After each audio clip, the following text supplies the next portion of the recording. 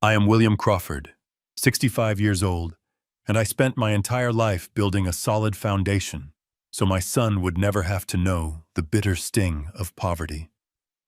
I poured $600,000 of my own hard-earned cash into his luxury cosmetic dental clinic. When I finally called his wife to ask what time I should arrive for the grand opening ceremony, she laughed. She told me it happened 6 weeks ago. She said my blue-collar aesthetic did not really match their high-end brand. 3 days later, she called back in an absolute panic because the equipment suppliers were threatening to shut their entire operation down. She demanded to know if I had sent the rest of the money. I just smiled into the receiver. I told her I do not fund strangers, and I hung up the phone. Before I tell you exactly how I legally dismantled their entire fake empire from the ground up, let me know what city you are listening from in the comments below. Hit that like button and subscribe if you believe arrogance should always come with a massive, unavoidable receipt. My kitchen table is made of solid oak. I built it myself 30 years ago, and its surface is covered in deep scratches and gouges from decades of rolling out construction blueprints and reviewing commercial real estate contracts. On a quiet Tuesday morning, that worn wooden surface served as the resting place for a single crisp piece of paper. It was a bank wire confirmation receipt. The number printed at the bottom was exactly $600,000. I sat in the silent kitchen staring at the 9 digits that represented years of breathing in drywall dust, pouring concrete in the freezing rain, and working 70-hour weeks. I had liquidated a significant portion of my private portfolio to fund this venture. My son Bradley had just completed his residency and was opening a state-of-the-art cosmetic dental clinic in the most expensive commercial district in the city. I felt a profound sense of pride swelling in my chest. I had broken my back so he could wear custom-tailored scrubs and transform smiles for a living. The grand opening was supposed to be this month. I had purchased a new charcoal gray suit specifically for the occasion, hanging it carefully on the back of my bedroom door so the wrinkles would fall out. I wiped a speck of dust off the bank receipt, picked up my heavy scuffed smartphone, and dialed Bradley's house. I just wanted to know what time I needed to show up to watch my son cut the ribbon on his future. The phone rang 4 times before Monica answered. My daughter-in-law always spoke with a forced, breathy tone that she likely copied from daytime television socialites. I asked her warmly how the final preparations for the clinic were going and what time I should arrive for the opening celebration this weekend. A sharp, uncomfortable silence stretched across the line. When she finally spoke, her voice was dripping with a cold, condescending edge. She sighed heavily, as if my phone call was an unbearable interruption to her morning routine. She told me that the grand opening had already happened 6 weeks ago. I sat perfectly still in my wooden chair. I asked her to repeat herself, thinking my hearing was finally failing me. Monica did not apologize. Instead, she leaned into her cruelty. She explained that they only invited close family and friends, people who truly understood the vision of the brand. She told me that the clinic catered to high-net-worth individuals, local celebrities, and corporate executives. Then she delivered the words that severed our family ties forever. She said that while they appreciated the financial gift, my overall aesthetic just did not match the curated vibe they were trying to project to the local media. She explicitly stated that an old man in flannel shirts and work boots walking around their pristine marble lobby would confuse their target demographic. She actually suggested that my presence would have been an embarrassment to Bradley on his big day.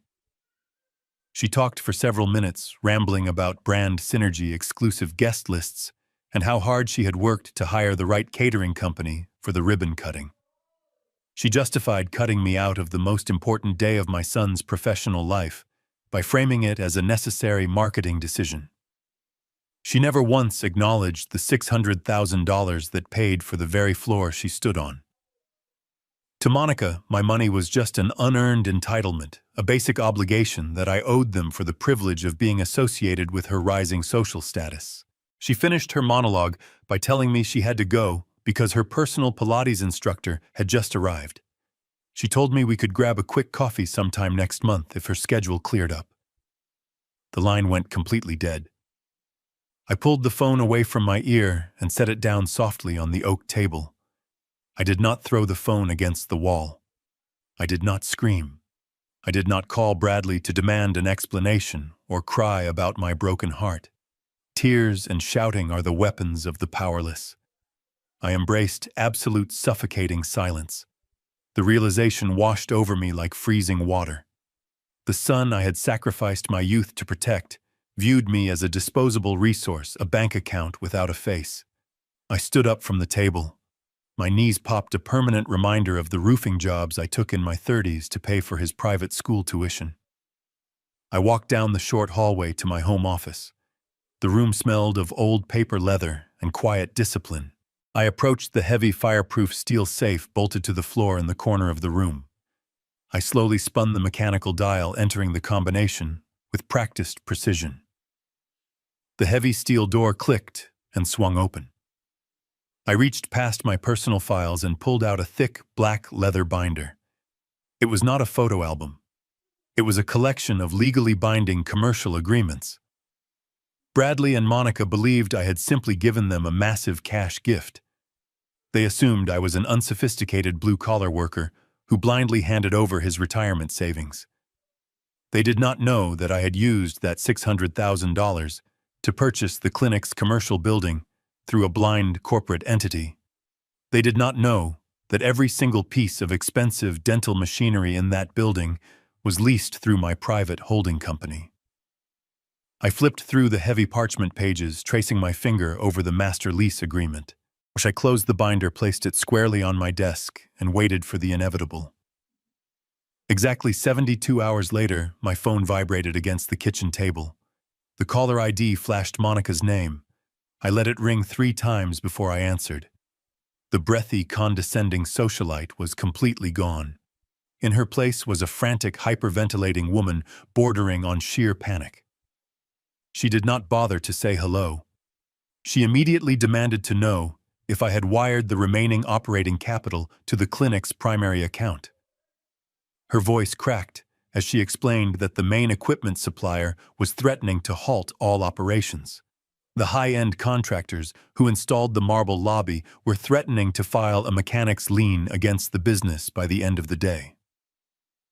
The bills were massively past due. She yelled into the phone asking why the secondary wire transfer had not cleared my bank yet. The sheer arrogance of her entitlement was staggering.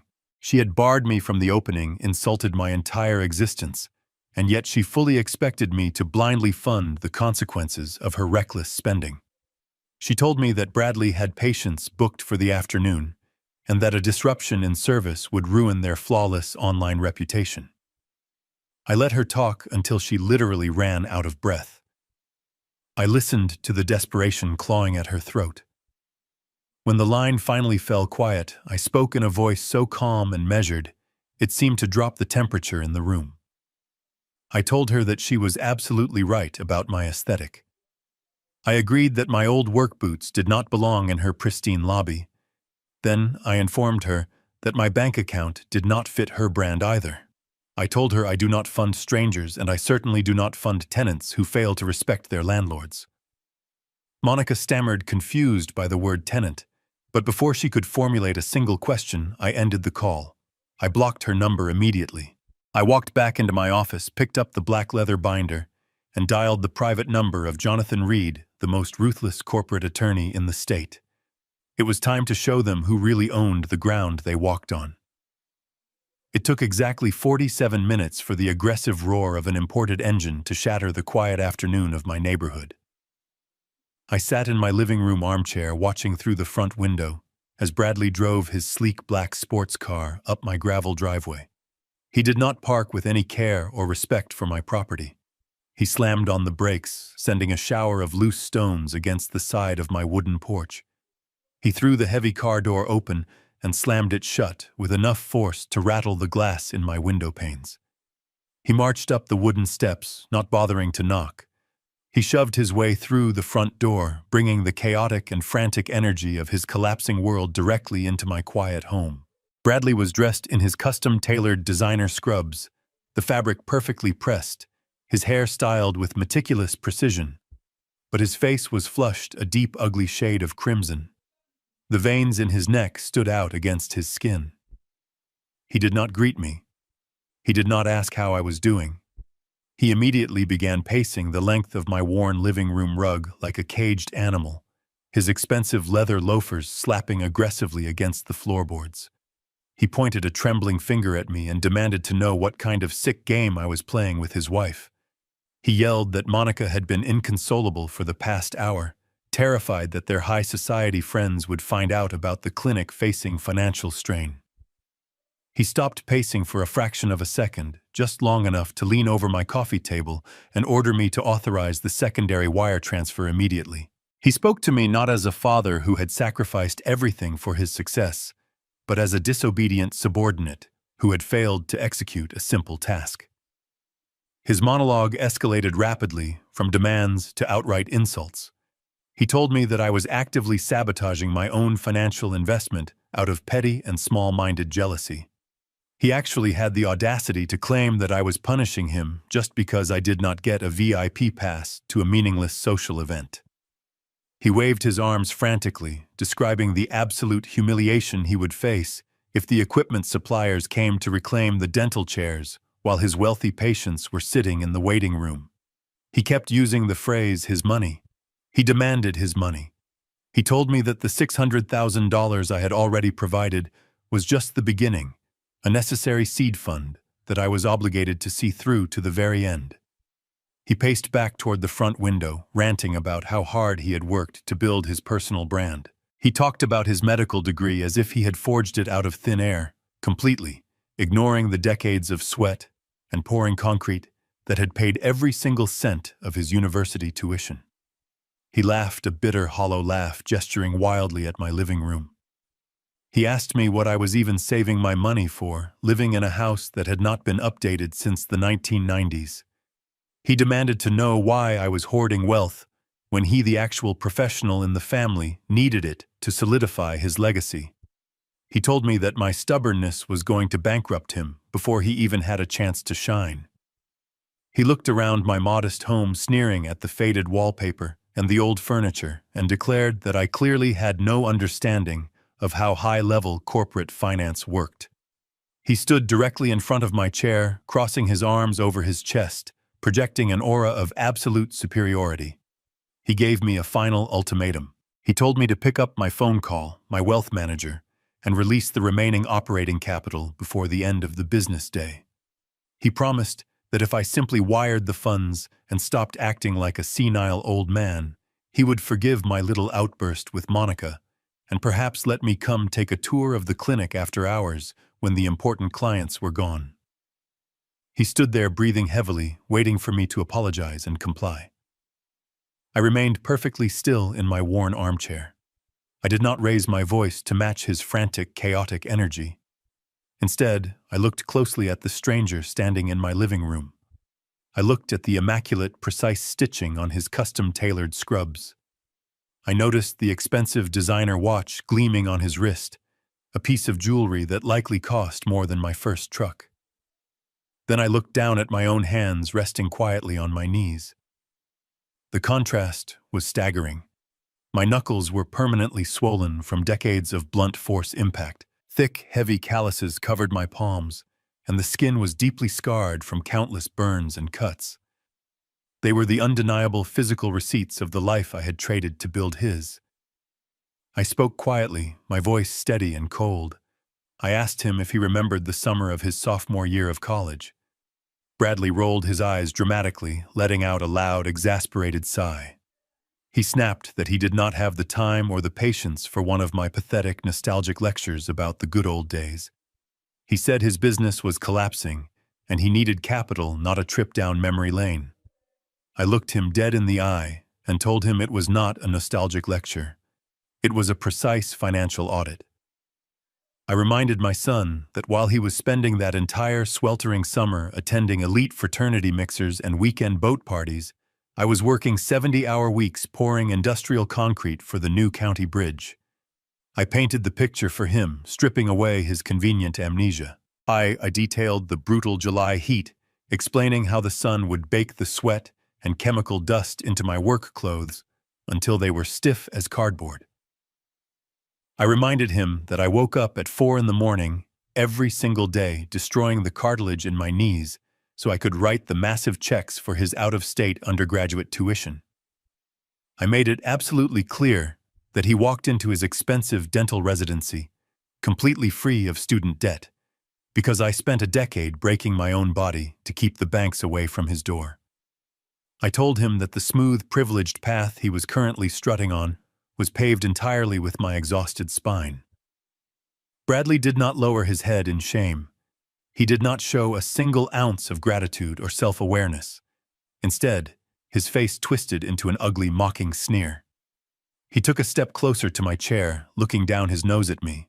He had the absolute audacity to claim that every parent makes sacrifices and that I was simply weaponizing basic parental duties to justify holding his clinic hostage.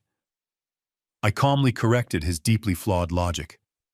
I told him that basic parenting is providing food, shelter, and a safe home. Pouring concrete until I was coughing up gray dust, just so he could afford luxury dormitories and not have to take out a single student loan, was not basic parenting. It was a massive voluntary luxury investment. He scoffed loudly, waving his hand in the air to dismiss my entire life of work. He told me that manual labor was my own poor choice. He actually stated that my inability to climb the corporate ladder or make smart, sophisticated investments early in my life was a personal failure, not a burden he should have to carry. He looked at my faded flannel shirt with open disgust. He declared that my dirty concrete money was simply a necessary stepping stone for his superior intellectual potential. He told me that a man with an advanced medical degree and a high society network operates on a completely different financial plane than a retired, simple-minded construction worker.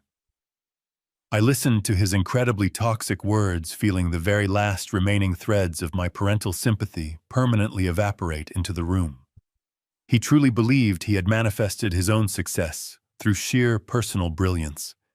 He saw my worn clothes and assumed I was a foolish, powerless old man who had blindly given away his entire life savings. He pointed a manicured finger toward the kitchen, demanding that I stop crying about ancient history and recognize who was in charge now. He yelled that he was the absolute future of the Crawford family name. He insisted that my $600,000 was nothing more than a minor down payment on his inevitable empire, and that if I did not release the remaining funds immediately, I was deliberately destroying the only valuable thing my miserable life had ever produced. I let his arrogant words hang in the heavy air of my living room. I did not interrupt his childish tantrum.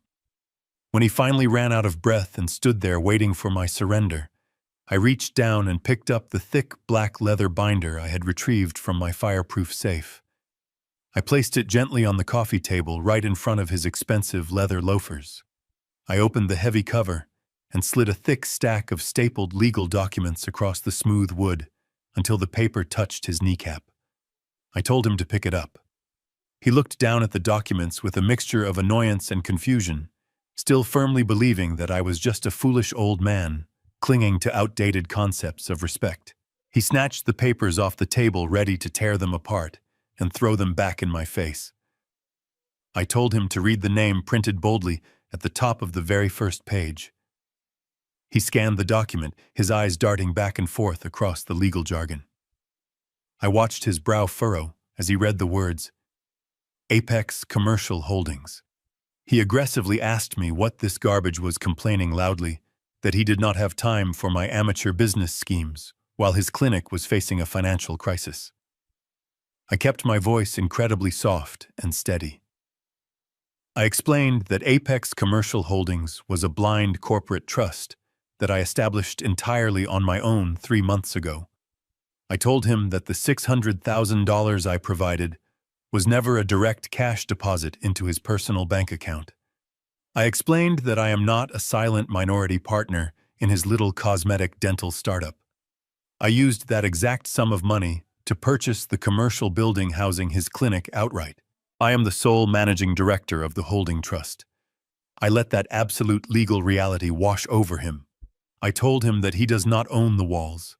He does not own the pristine marble floors Monica spent so much time bragging about. He does not own the ceiling, the doors, or the private parking lot. He is simply a commercial tenant, and his lease is entirely dependent on my continued goodwill. The arrogant red flush began to drain rapidly from Bradley's face, replaced by a sickly pale white. He swallowed hard, staring at the property deed bearing my corporate signature. He tried to stammer out a defense, claiming that even if I owned the building, the clinic itself was still his. He said he owned the medical practice, the state business license, and the advanced medical equipment that generated the actual revenue. He desperately clung to the illusion of his own independence, trying to convince himself that he still had the upper hand. I reached into the leather binder again and pulled out a second stack of documents. I slid this one across the table right next to his trembling hands. I told him to read the master equipment lease agreement. I did not raise my voice, but every single word I spoke was a calculated and devastating strike. I broke down the exact financial structure of his pristine cosmetic clinic. I detailed the 4 luxury dental chairs that cost $80,000 each. I listed the advanced panoramic imaging machines, the hospital-grade sterilization units, and the customized surgical lighting systems. I explained that I did not buy those for him either. I purchased every single piece of that high-end medical machinery through a secondary holding company registered exclusively in my name. I watched his eyes widen in absolute horror as he read the equipment lease contract he had carelessly signed weeks ago. He had probably signed it without reading a single page because he arrogantly assumed his uneducated father was just handing him a blank check. I spelled it out for him with brutal clarity. I told him that my holding company was currently leasing that machinery back to his dental practice on a strict monthly basis. I explained the concept of a uniform commercial code lien. I told him that my lawyers had filed comprehensive legal claims against every single physical asset inside that clinic. I explained that he does not own a single tool required to perform his job. If I terminate the equipment lease, he is left with nothing but an empty room and a meaningless medical degree. Bradley dropped the papers onto the coffee table.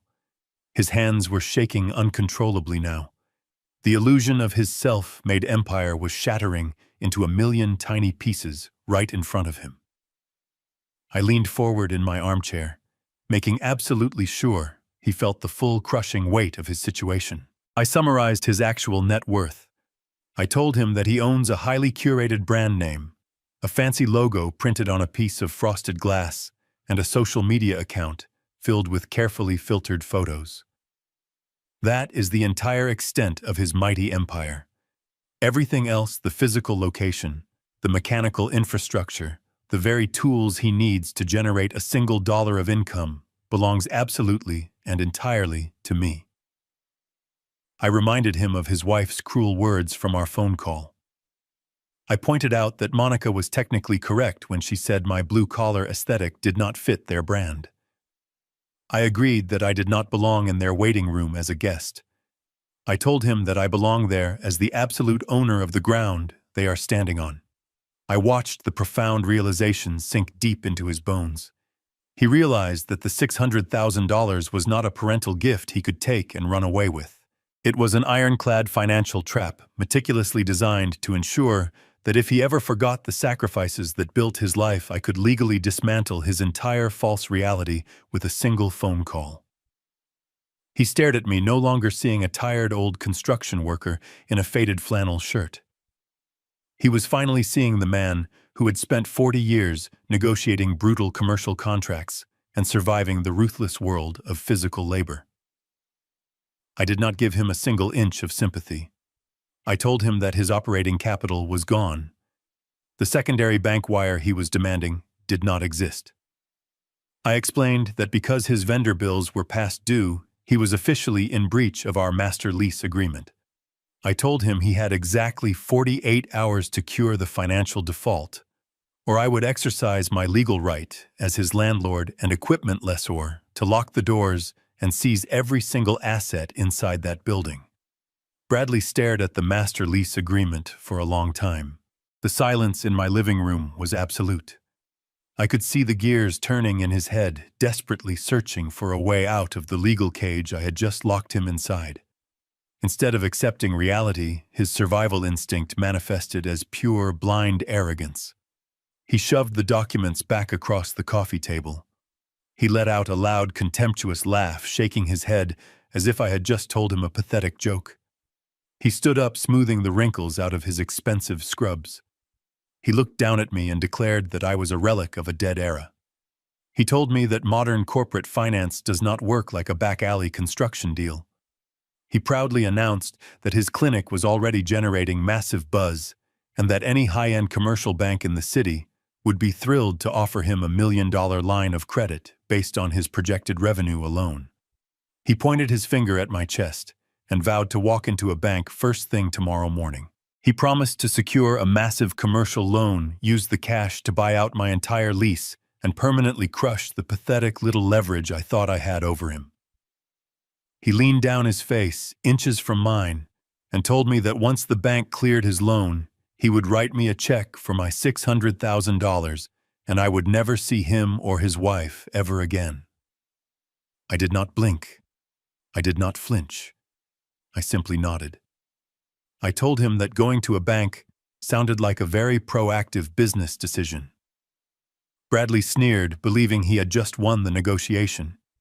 He turned on his heel, marched out my front door, and slammed it shut behind him. Seconds later, I heard the aggressive roar of his sports car tearing down my gravel driveway, speeding off to rescue his artificial empire. I sat alone in the quiet house. I reached over to the side table and picked up my heavy smartphone. I dialed the private number of Jonathan Reed. Jonathan answered on the second ring, his voice sharp and strictly professional. I did not bother with small talk. I told Jonathan that the bait had been taken. I informed him that my son was heading to a commercial bank in the morning to apply for a $1 million credit line, and that he fully intended to use the clinic machinery as collateral to secure the funds. Jonathan let out a low, knowing chuckle over the receiver. I gave him the final order. I told him to make sure the trap was perfectly primed. I instructed him to verify that our uniform commercial code liens were actively registered and visible on every single piece of medical machinery in that building. I told Jonathan that the moment Bradley attempted to leverage my property for his own debt, he would trigger the fatal clause in the master lease.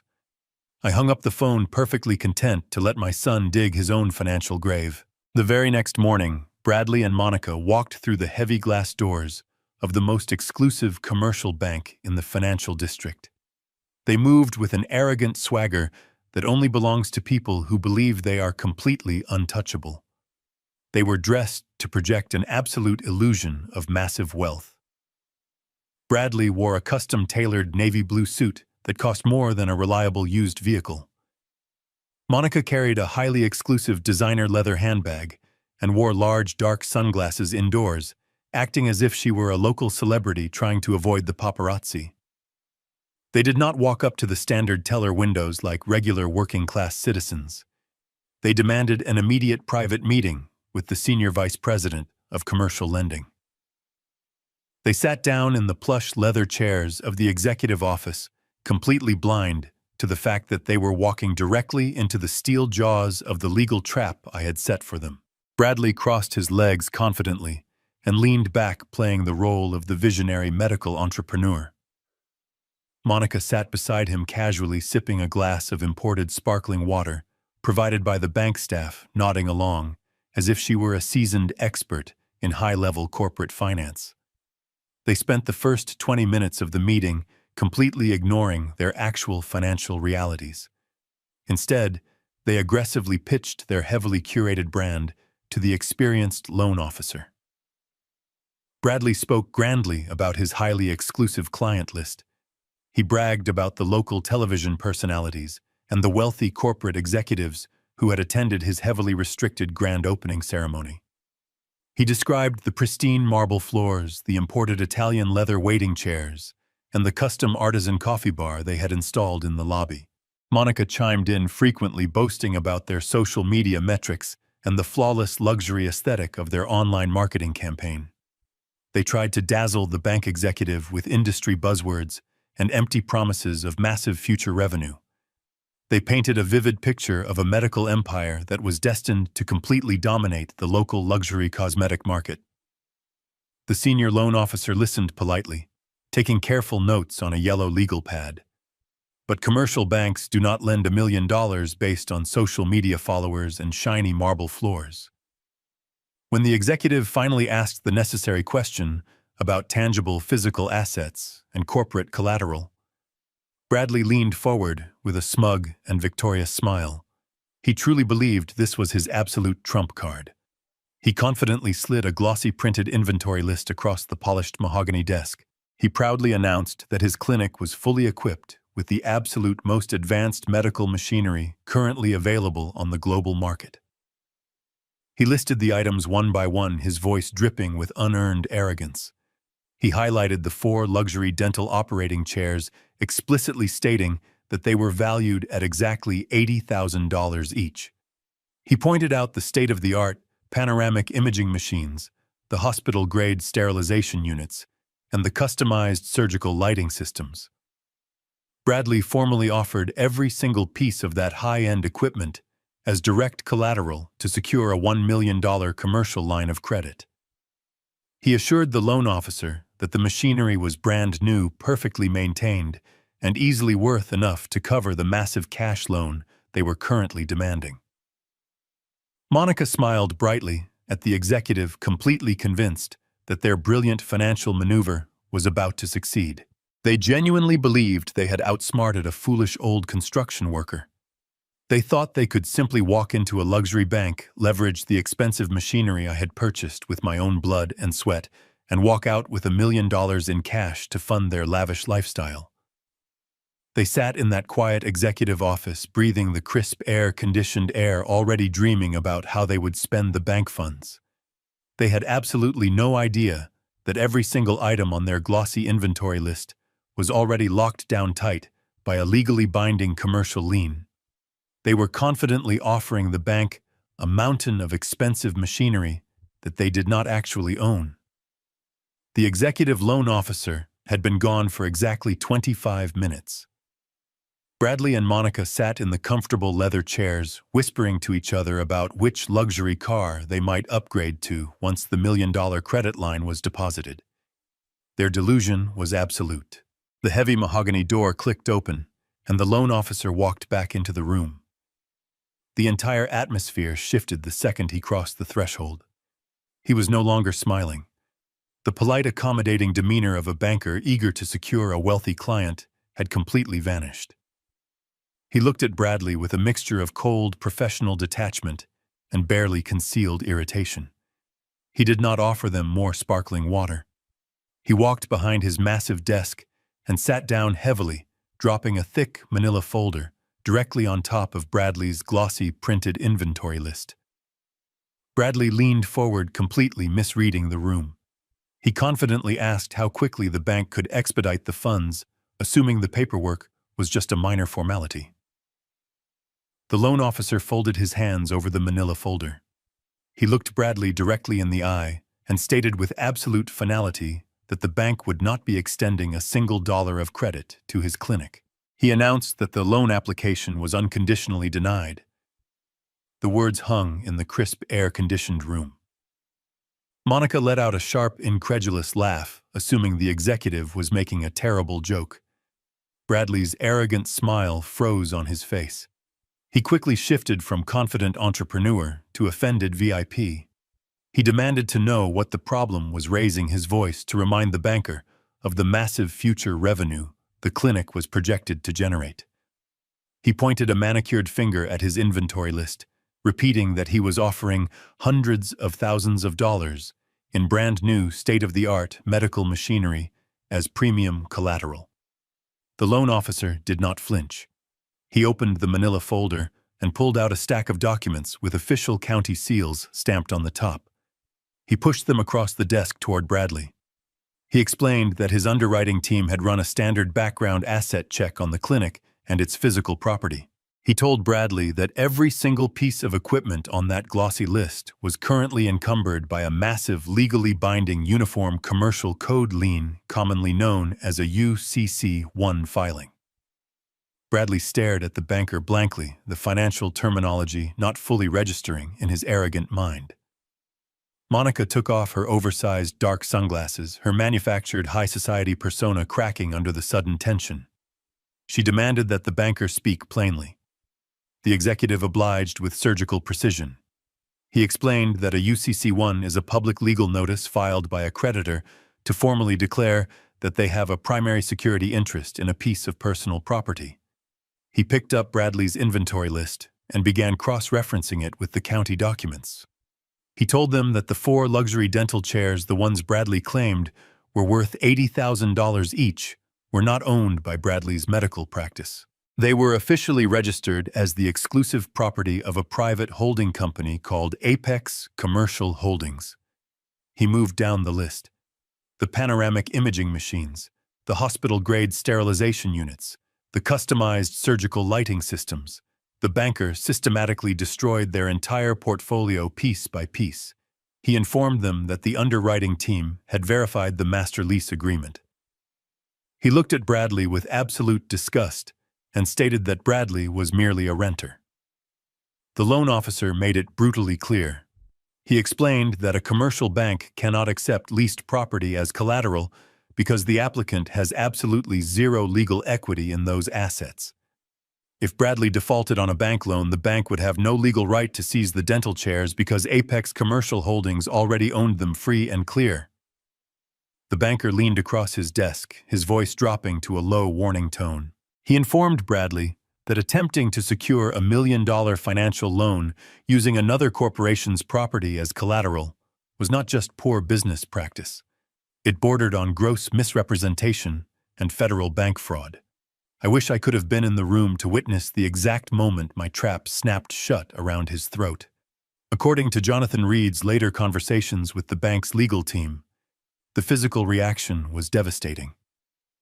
The arrogant red flush completely drained from Bradley's face, leaving his skin a sickly pale white. His jaw practically unhinged as he stared at the official county filings. The reality of my warning from the previous night finally crushed him. I had told him he owned nothing but a logo, and now the most powerful commercial bank in the city was telling him the exact same thing. Monica started to hyperventilate. Her breathing became shallow and erratic. She looked frantically at her husband, demanding that he fix the situation, demanding that he explain why the bank thought they were just pathetic renters. Bradley could not speak. His mouth opened and closed, but no words came out. The illusion of his self-made empire was fully exposed as a complete and utter fraud. He realized that the bank executive did not see a visionary medical professional sitting across the desk. The executive saw a desperate, over-leveraged imposter trying to pawn off his landlord's machinery to fund a fake luxury lifestyle. The loan officer did not give them time to recover from the shock. He stood up from his leather chair, signaling that the meeting was permanently over. He gathered the official documents, placed them back into the manila folder, and slid Bradley's useless inventory list back across the desk. He advised Bradley to hire a competent corporate attorney, immediately noting that his current financial structure was a massive liability. He then formally asked them to leave his office. Bradley slowly stood up, his legs visibly trembling beneath his expensive tailored suit. He reached out with shaking hands to pick up his glossy inventory list, the paper now representing nothing but his own monumental arrogance and failure. Monica grabbed her designer handbag, her face flushed with absolute humiliation. They did not say another word. They turned and walked out of the executive office, their wealthy facades completely shattered. They marched through the pristine bank lobby, no longer the untouchable elite, but 2 terrified frauds who had just realized they were entirely at my mercy. They walked out into the harsh sunlight of the financial district completely empty-handed, knowing that the 48-hour countdown to their total ruin was already ticking rapidly away. I sat in the heavy leather guest chair across from Jonathan Reed in his downtown corporate law office, The room was perfectly quiet, insulated from the loud city traffic below by thick, reinforced glass. Jonathan looked at his computer monitor and gave a slow and calculated nod. He informed me that his primary contacts at the commercial bank had just confirmed our absolute worst suspicions. Bradley and Monica had explicitly listed the dental operating chairs and the panoramic imaging machines on their official financial loan application. I did not feel a single ounce of surprise. I did not feel any parental disappointment. I only felt the cold and absolute certainty of a man watching a mathematically predicted storm finally make its devastating landfall. Jonathan folded his hands on top of his massive mahogany desk. He leaned forward and explained the severe legal gravity of what my son had just executed. He told me that by formally offering my medical machinery as direct collateral to a federally insured commercial bank, Bradley had not simply made a foolish amateur business mistake. He had committed a catastrophic and fatal breach of our contract. Jonathan reached over and opened the heavy black leather binder containing the original master equipment lease. He flipped the thick parchment pages until he reached Section 4. He read the exact legal phrasing aloud to me. The binding contract explicitly stated that any attempt by the lessee to encumber, pledge, or leverage the leased physical assets for third-party debt constituted an immediate, irreversible, and incurable material default. Bradley had unknowingly handed us the absolute legal right to dismantle his entire clinic piece by piece. He did not just fail to pay his high-end contractors on time. He had actively attempted to defraud a major financial institution using my exclusive corporate property. I looked at Jonathan and gave him a simple nod. I told him to begin drafting the legal paperwork immediately. I made it explicitly clear that I did not want a polite warning letter. I did not want a temporary suspension of operations. I wanted a total and ruthless execution of our maximum legal rights. Jonathan turned to his keyboard. The sharp mechanical sound of his typing echoed in the quiet office like heavy nails being driven into solid wood. He was meticulously drafting a formal notice of default and repossession. He read the harsh terms aloud to me as he constructed the devastating document. The legal notice declared that due to the unauthorized fraudulent pledge of leased corporate assets, the master lease agreement was instantly and permanently terminated. The notice gave Bradley exactly 48 hours to completely vacate the commercial premises and physically surrender all mechanical property back to Apex Commercial Holdings. It was a completely impossible demand designed to break him. He could not run a luxury cosmetic dental clinic without operating chairs or surgical lights. He could not physically move the heavy equipment because the complex machines were deeply bolted to the concrete floors and legally secured by our aggressive public liens. I sat in the quiet office listening to the clinical, unfeeling, and devastating legal language. Every single complex sentence Jonathan typed systematically stripped away another layer of my son's artificial empire. There was absolutely no room for future negotiation. There was no legal avenue for a temporary extension or a desperate financial settlement. It was an absolute financial chokehold constructed entirely out of his own arrogant mistakes. Jonathan finished typing and sent the document to his private machine. The large printer hummed softly in the corner, smoothly delivering the physical instrument of Bradley's complete professional ruin. Jonathan gathered the warm pages, squared the edges, and laid the heavy document directly in front of me. I picked up a thick black pen and signed my name on the bottom line. My hand did not shake. My signature was steady, bold, and firm. I was not signing away my son's future. I was simply holding a deeply arrogant man accountable to the exact, strict rules he thought he was too important to follow. Jonathan did not place the crucial notice in the regular postal mail. He did not send an electronic message that could be conveniently ignored, deleted, or filtered into a hidden junk folder. He picked up his desk phone and directly called an aggressive private process server. He ordered the server to deliver the sealed document directly to the luxury dental clinic within the hour. He gave highly specific instructions that the legal envelope must be handed directly to Bradley in the middle of his busy operating hours, right in front of his wealthy patients. I wanted the delivery to be a physical, highly visible, and completely undeniable public event. I walked out of Jonathan's office and into the crowded city streets knowing the final countdown to his destruction had officially begun. It was just past midnight when the absolute reality of their financial destruction finally infiltrated Monica's carefully curated world. Bradley had locked himself in their master bedroom, drowning his monumental failure in a bottle of expensive scotch. But Monica did not sleep. She sat alone in the dark on her imported Italian leather sofa, staring at the glowing screen of her luxury smartphone. Her mind was not focused on her husband's ruined medical career or the legal devastation waiting for them at dawn. She was calculating the immediate collapse of her social empire. The monthly dues for her elite country club membership were automatically drafted in exactly 3 days. The lease payment for her high-end luxury SUV was already a week overdue. She knew that the second her wealthy friends realized she was broke, she would be completely exiled from the high society circles she had ruthlessly clawed her way into.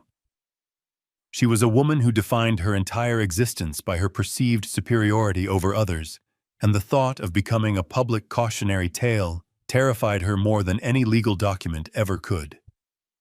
She did not accept defeat.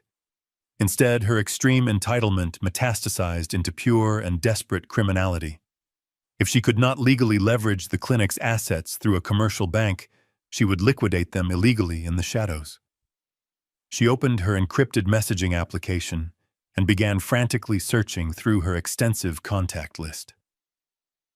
During the lengthy construction phase of the clinic, Monica had personally overseen the interior design and logistics. She had interacted with dozens of secondary suppliers, shady liquidators, and wholesale brokers who dealt heavily in the gray market of medical equipment.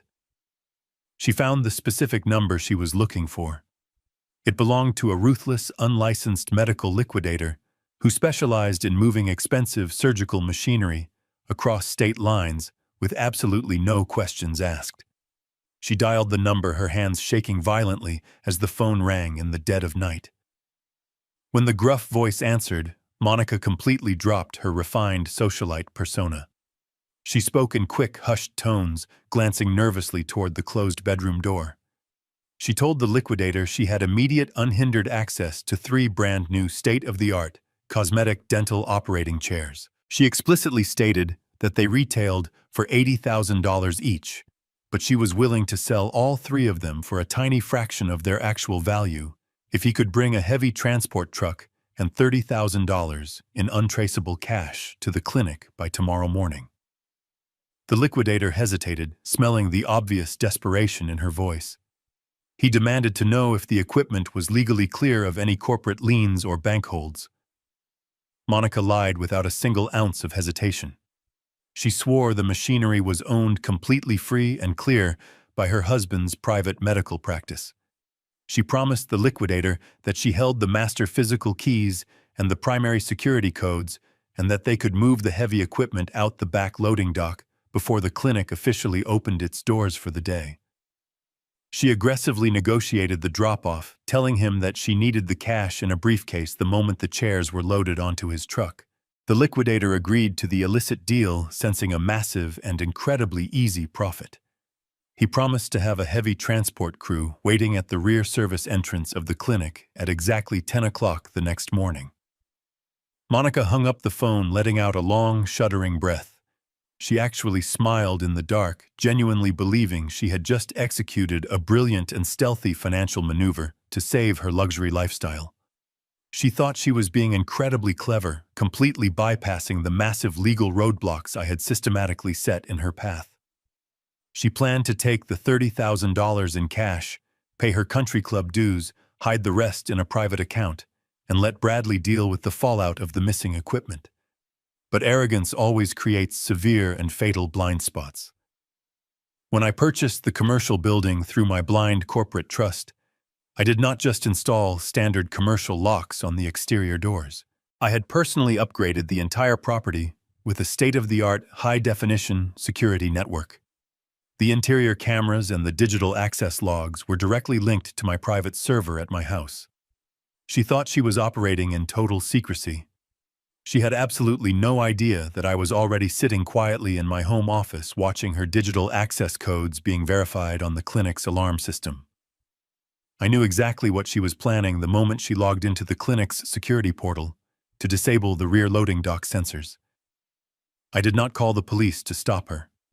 I simply poured myself a cup of black coffee and waited perfectly content to let her walk directly into a federal felony. I sat in the quiet corner of Jonathan Reed's office holding a warm cup of black coffee. It was barely 9:00 in the morning. Jonathan had his large computer monitor angled directly toward me. The screen displayed a crystal-clear live security feed from the rear loading dock of the dental clinic. The high-definition cameras I had quietly installed months ago were capturing every single desperate move my daughter-in-law was making. Monica was pacing nervously near the heavy steel doors wearing an expensive designer coat over her workout clothes. She kept checking her luxury watch and peering down the concrete alleyway. A few minutes later, a battered, unmarked transport truck backed up to the loading bay. 3 large men jumped out of the cab. Monica rushed forward, pointing frantically toward the interior hallway leading to the main operating rooms. She was actually doing it. She was actively attempting to steal $240,000 worth of leased medical machinery just to pay for her country club dues. Jonathan leaned back in his leather chair and shook his head in absolute disbelief. He pointed to the screen as the men tried to push the heavy steel doors open. They could not get inside. Monica was frantically punching her management code into the exterior digital keypad. She did not realize that I had permanently revoked her digital access privileges the moment I signed the repossession notice yesterday afternoon. On the silent video feed, we watched her face twist into a mask of sheer panic. She pounded her fists against the reinforced security glass. The men from the transport truck stood around looking incredibly annoyed. One of them checked his watch and shook his head, indicating they were not going to wait around for a locked door. Monica grabbed the massive man by the arm, begging him to stay and promising she would find another way inside. She was completely trapped by her own massive arrogance. Jonathan picked up his desk phone. He asked me if I wanted him to dispatch the local police to the alleyway right now to arrest her for attempted grand larceny. I took a slow sip of my coffee and told him to put the phone down immediately. I explained that having her arrested in a quiet alley before the clinic even opened would be entirely too merciful. I did not want her to suffer in the shadows, where she could easily spin a web of lies to protect her reputation. She had humiliated me and dismissed my entire existence because she wanted to curate a flawless public brand. I told Jonathan that true accountability requires a massive audience. We were going to let the clinic open for the day.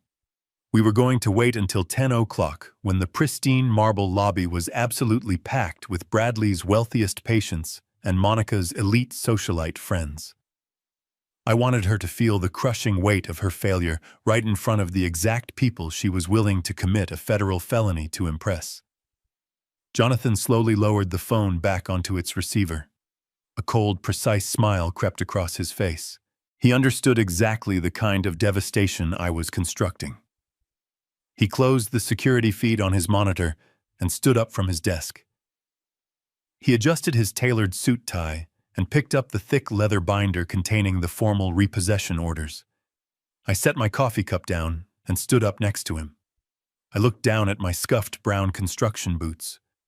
They were the exact same boots Monica had claimed were too ugly to be seen by her exclusive guests.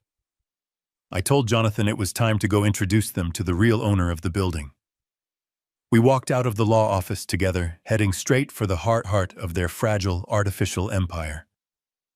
The clock on my dashboard read exactly 10:15 in the morning when I pulled my rusted 1998 pickup truck into the immaculate private parking lot of the clinic.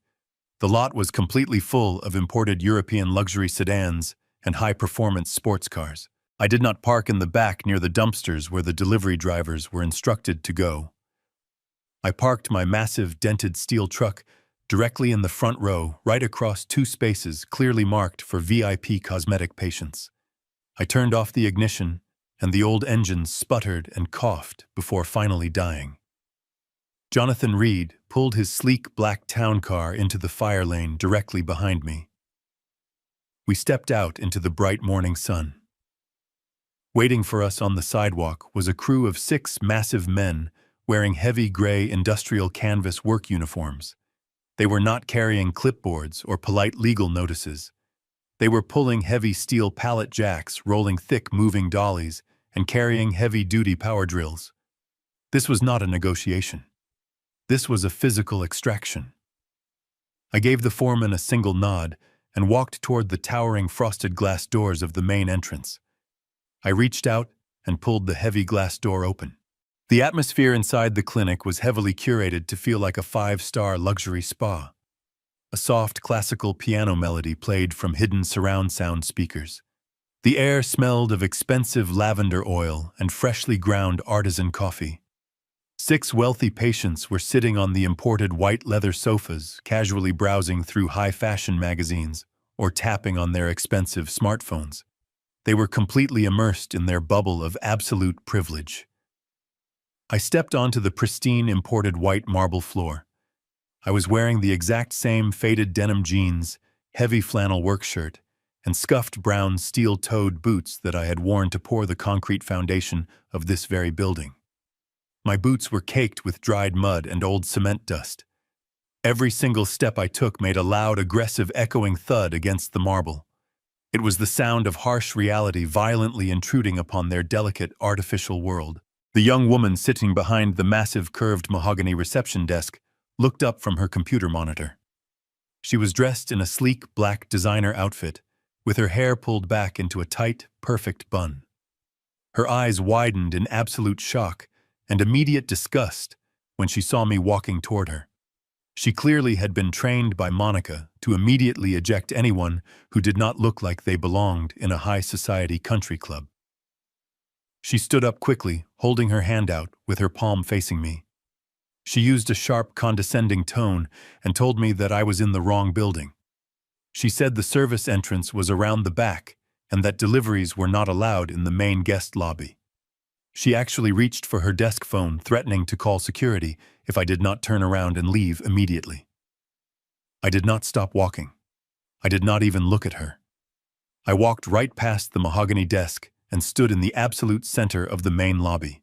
The wealthy patients on the white leather sofas had lowered their magazines. They were staring at me with a mixture of confusion and intense irritation. They were whispering to each other, clearly offended that a dirty construction worker had breached their exclusive sanctuary. Then the heavy glass doors opened again. The soft classical piano music was instantly drowned out by the harsh, aggressive sound of heavy steel wheels rolling across the marble. The 6 massive men from the repossession crew marched into the lobby, pushing their heavy metal pallet jacks and dropping thick canvas moving blankets onto the floor.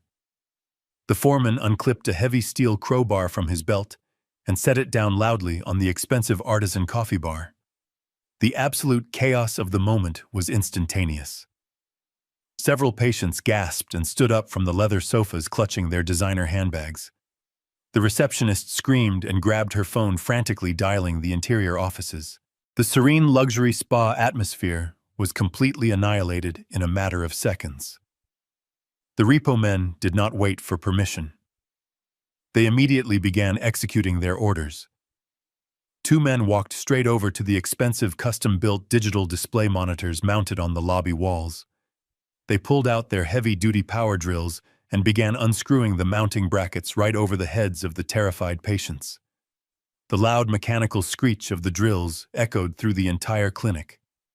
Another man began rolling a heavy steel dolly down the main hallway toward the primary surgical suites. He bumped the dolly against the pristine white walls, leaving long, dark, black scuff marks on the perfect paint. The interior double doors at the end of the hallway suddenly flew open. Monica burst into the lobby. She was holding a clipboard and yelling at the top of her lungs. She demanded to know who was making all the terrible noise while her elite VIP guests were trying to relax. She marched down the hallway with furious entitlement, ready to verbally destroy whoever had dared to disrupt her perfect morning. She stepped into the lobby and stopped completely dead in her tracks. The clipboard slipped from her fingers and crashed onto the marble floor. Her mouth fell open in absolute, unadulterated horror. She looked at the massive men dismantling her expensive waiting room. Then she looked at the center of the room and saw me standing there in my dirty work boots, with my hands casually shoved into the pockets of my jeans. The blood completely drained from her face. She took a step backward, her knees visibly buckling under the sudden crushing realization that her midnight phone call to the black market liquidator had been a pathetic waste of time. A few seconds later, Bradley rushed out from one of the surgical suites. He was wearing his pristine, custom-tailored white medical coat, with his name embroidered in expensive silver thread on the chest. He was holding a delicate dental mirror in his hand. He looked completely bewildered. When he saw the repo crew and realized what was happening, his entire posture collapsed. He ran toward me, waving his hands frantically in a desperate attempt to contain the massive explosion.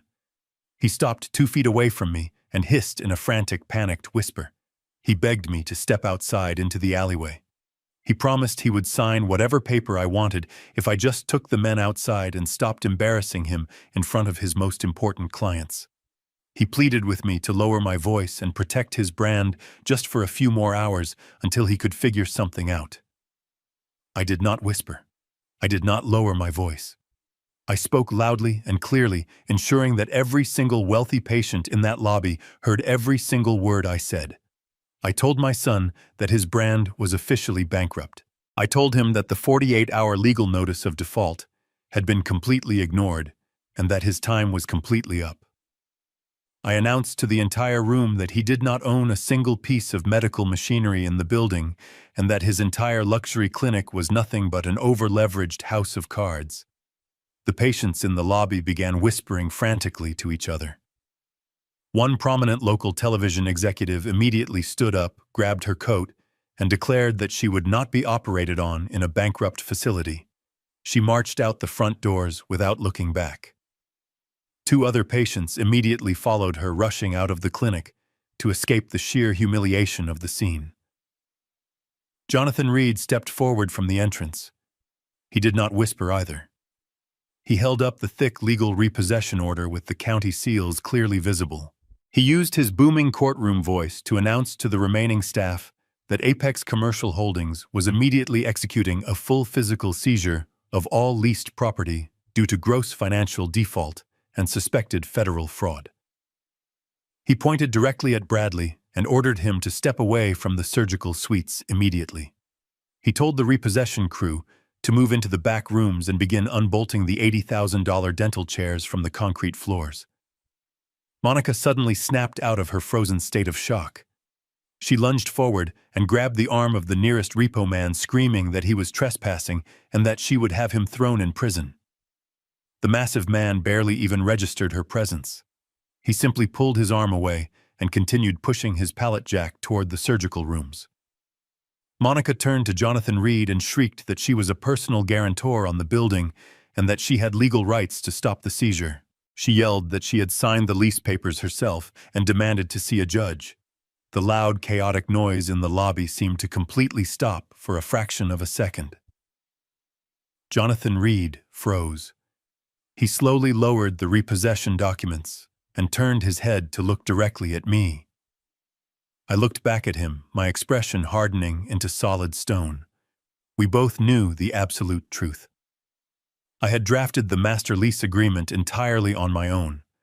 I had explicitly and deliberately excluded Monica from every single line of the corporate paperwork because I never trusted her.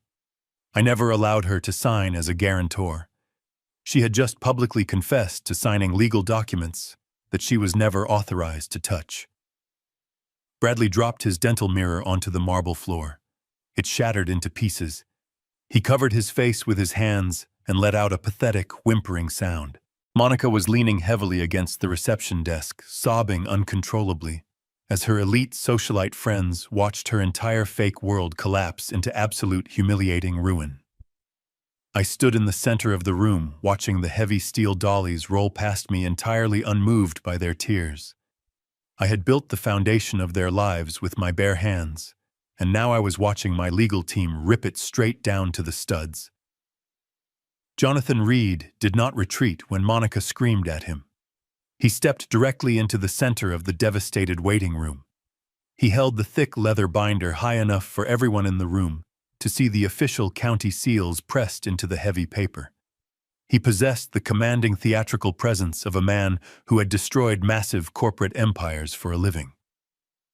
He turned his back entirely on my son and faced the remaining wealthy patients and the elite socialite friends Monica had invited for a private morning consultation. He spoke with a loud, booming voice that echoed off the high marble walls, completely silencing the frantic sobbing of my daughter-in-law. He announced that he was the senior legal counsel for Apex Commercial Holdings and that he was executing an immediate and total physical asset forfeiture. He did not use confusing legal jargon to hide the truth. He weaponized the terminology by translating it into brutal absolute facts for the wealthy audience. He pointed a long, sharp finger at the $80,000 dental chairs currently being unbolted from the concrete floors by the repossession crew. He declared loudly that the clinic was operating under a fraudulent pretense.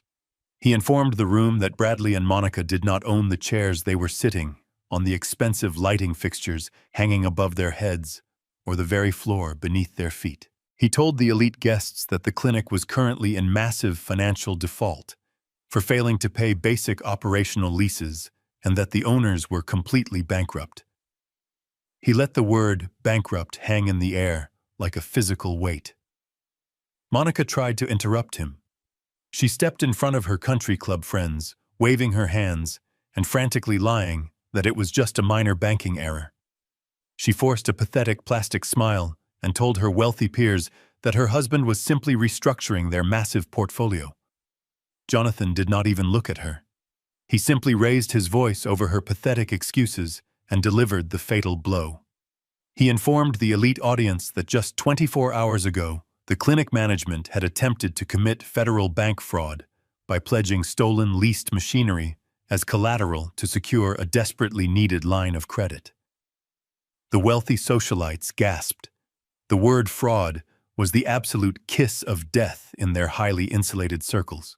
I watched the exact moment Monica's carefully curated social empire evaporated into nothing. The wealthy women sitting on the imported leather sofas did not offer her any sympathy. They looked at her with pure, unadulterated disgust. In their world, financial failure was considered an unfortunate misstep, but attempting to fake massive wealth using stolen rental property was an unforgivable social sin. One of the women, a prominent local real estate developer who Monica had spent months desperately trying to impress, stood up and carefully smoothed her expensive cashmere coat. She looked Monica dead in the eye and coldly stated that she would be calling her personal accountant immediately to cancel her premium membership retainer. She told Monica never to contact her again. She turned around and walked out the heavy glass doors without another word. The remaining elite guests quickly followed suit. They gathered their designer bags and scrambled to get out of the clinic as fast as possible, desperate to escape before the stench of poverty and federal crime could permanently attach itself to their own pristine reputations. Jonathan Reed continued reciting the exact legal terms of the default order while the massive crew worked with terrifying efficiency. The loud grinding sound of heavy metal ratchets and industrial power drills served as the perfect background music to his devastating legal monologue.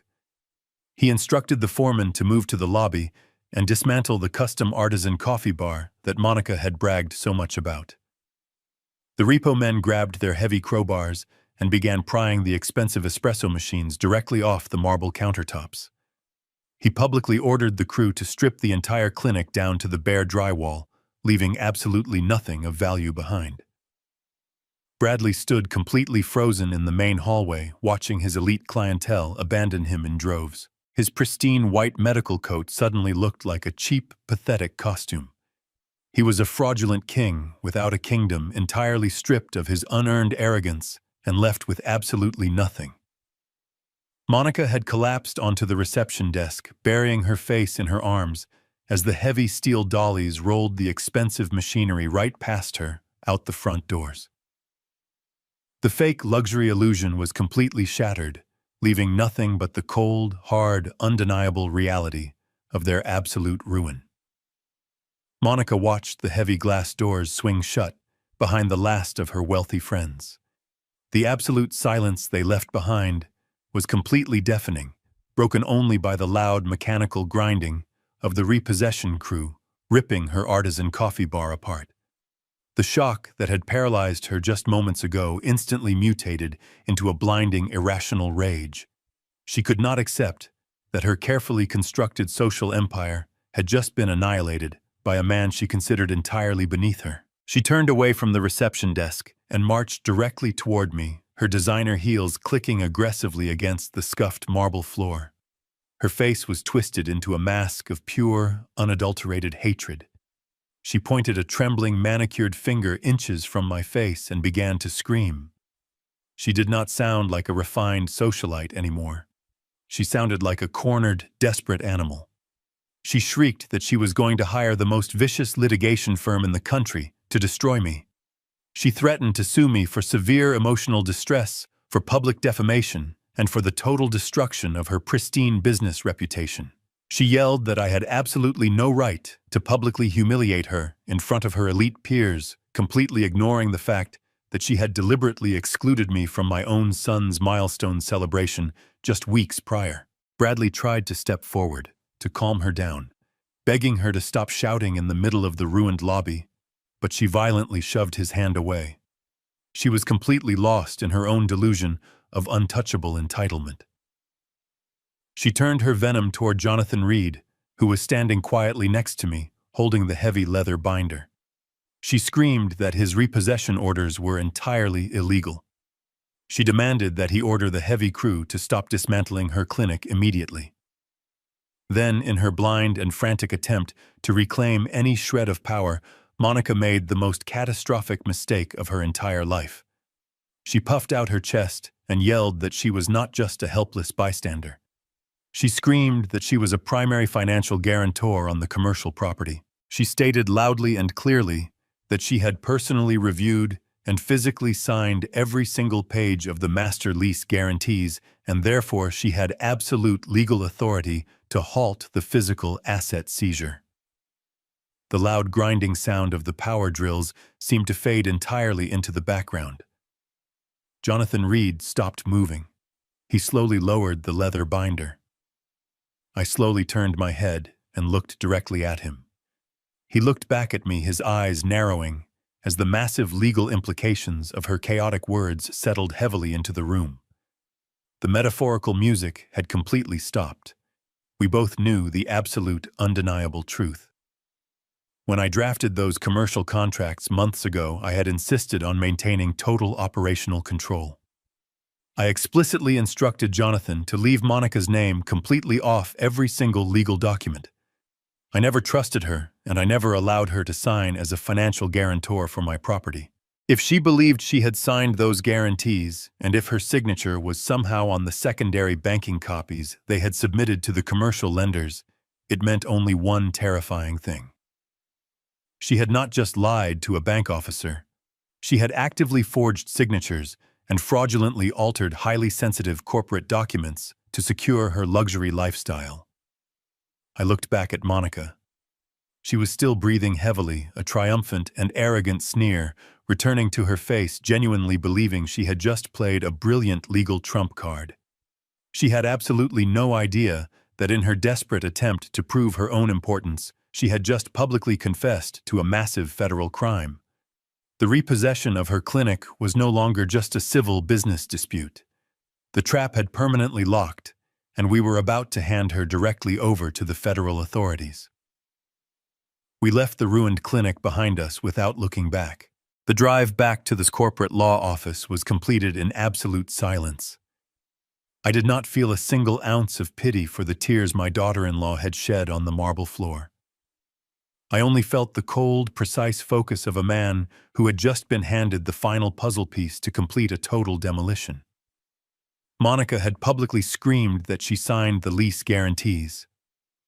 I knew for an absolute fact that she was never authorized to touch my corporate property documents.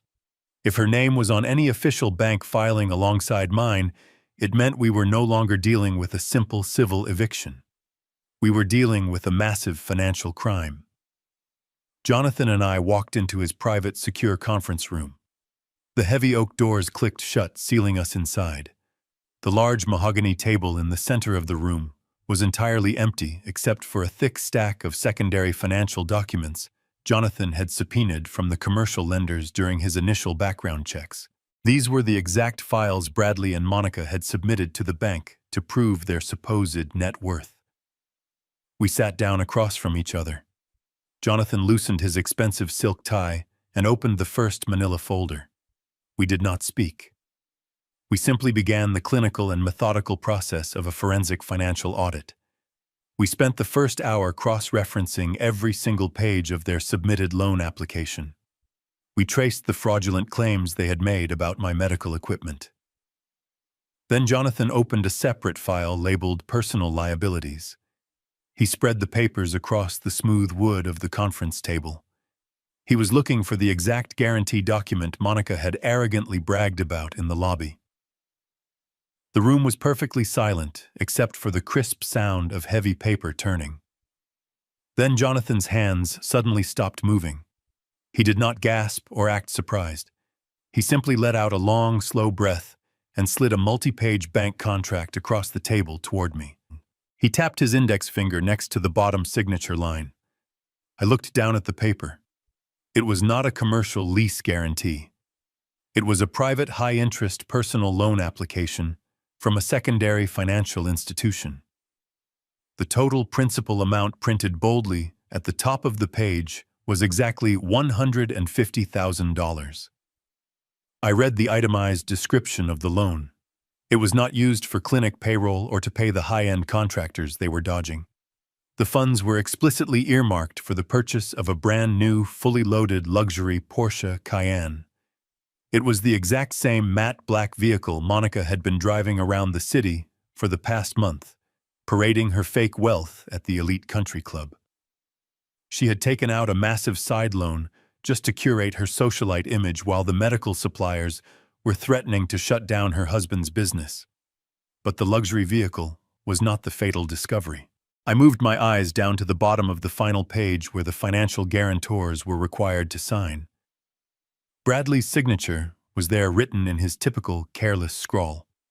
Right next to it was Monica's elegant, sweeping handwriting, and directly below their names on the line designated for the primary financial backer was my name. I stared at the signature. It was a pathetic and desperate attempt at forgery. The loops of the letters were entirely too rounded.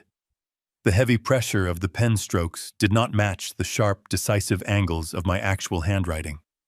She had clearly copied it from an old birthday card or a discarded piece of mail.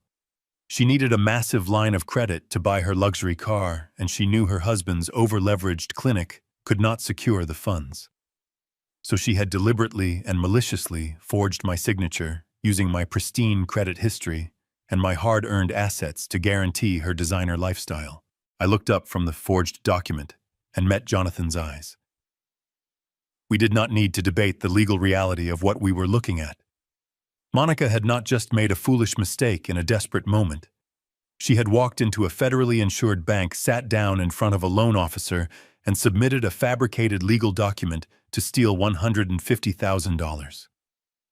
She had committed a severe federal felony. The repossession of the clinic was just the beginning of their punishment. The audit had just handed me the exact weapon I needed to strip away their freedom entirely. I sat in the secure conference room looking at the forged signature on the bank document. The room was incredibly quiet. Jonathan Reed leaned back in his leather chair and watched me carefully. He had represented me for over 15 years. He knew that I was a strict and demanding businessman, but he also knew that I always preferred to settle civil disputes quietly and efficiently. He asked me in a low voice if I wanted to leverage the forgery to simply force my daughter-in-law to walk away from the marriage. He suggested that we could use the threat of federal prison to make her sign an ironclad divorce agreement and leave my son alone. It was a logical and clean legal strategy, but Jonathan did not understand the deep and permanent scar that the forged document had just ripped completely open. I did not touch the paper. I kept my hands folded tightly on the edge of the mahogany table. I looked at my lawyer and told him that there would be absolutely no quiet settlements and no backroom negotiations. I told him that I was going to hand her directly over to the federal authorities and watch them lock her in a cage. Jonathan raised an eyebrow, clearly surprised by the sheer coldness of my decision. I decided to explain the absolute reality of my boundaries. I asked Jonathan if he knew how my wife had passed away. He nodded respectfully and said he knew she had suffered a fatal heart attack 20 years ago. I told him that the medical certificate listed cardiac arrest as the official cause of death, but the medical certificate was missing the actual truth. I took a slow breath and transported myself back to the hardest year of my entire life. I explained that when my wife and I were in our early 40s, we had finally managed to build a highly successful commercial contracting company. We had poured every single ounce of our blood and sweat into that business. We trusted our primary financial partner completely. We treated him like a brother. But that partner was secretly drowning in massive underground gambling debts. To save his own life, he did exactly what Monica had just done. He forged our signatures on massive corporate supply loans and completely drained our operating accounts. He stole hundreds of thousands of dollars using our names as his personal shield. I told Jonathan about the absolute horror of waking up one morning to find out that the bank had frozen all of our assets. We were completely blindsided. The crushing weight of the sudden massive debt fell squarely onto my wife's shoulders. She was the one who managed our books. She was the one who had to answer the frantic calls from our furious vendors. I described the physical toll the betrayal took on her. Over the course of 3 brutal months, I watched the love of my life slowly waste away from pure, unrelenting stress. She could not sleep. She could not eat. She lived in a constant state of suffocating panic, terrified that we were going to lose the modest home we had raised our son in. And then came the terrible night in November. The bank had issued a final foreclosure warning. She stood in our small kitchen holding the legal notice, her hands shaking violently. She looked at me with tears streaming down her face, and then she simply collapsed onto the linoleum floor. The doctors told me later that her heart simply gave out under the immense unnatural pressure of the financial terror our partner had forced upon us. I looked back at Jonathan. The conference room felt completely frozen in time. I told him that I spent the next 10 years working brutal physical labor just to dig myself out of that massive hole and clear my family name. I raised my son completely alone. I told Jonathan that financial fraud is not just a white-collar crime. It is a violent and deeply destructive act that literally stops human hearts. I pointed my calloused finger at the forged signature sitting on the table. I told Jonathan that Monica had just invited the exact same deadly poison into my family. She had used my name to fund her arrogance without a single thought about the destruction it could cause. I told my lawyer to prepare the criminal referral immediately. I was going to ensure she faced every single brutal consequence of her actions without a single drop of mercy. I drove my old rusted truck straight from Jonathan Reed's office to Bradley's luxury suburban house. The massive circular driveway was entirely empty because the repossession men had already arrived earlier in the day and towed the forged luxury vehicle right off the pristine pavement.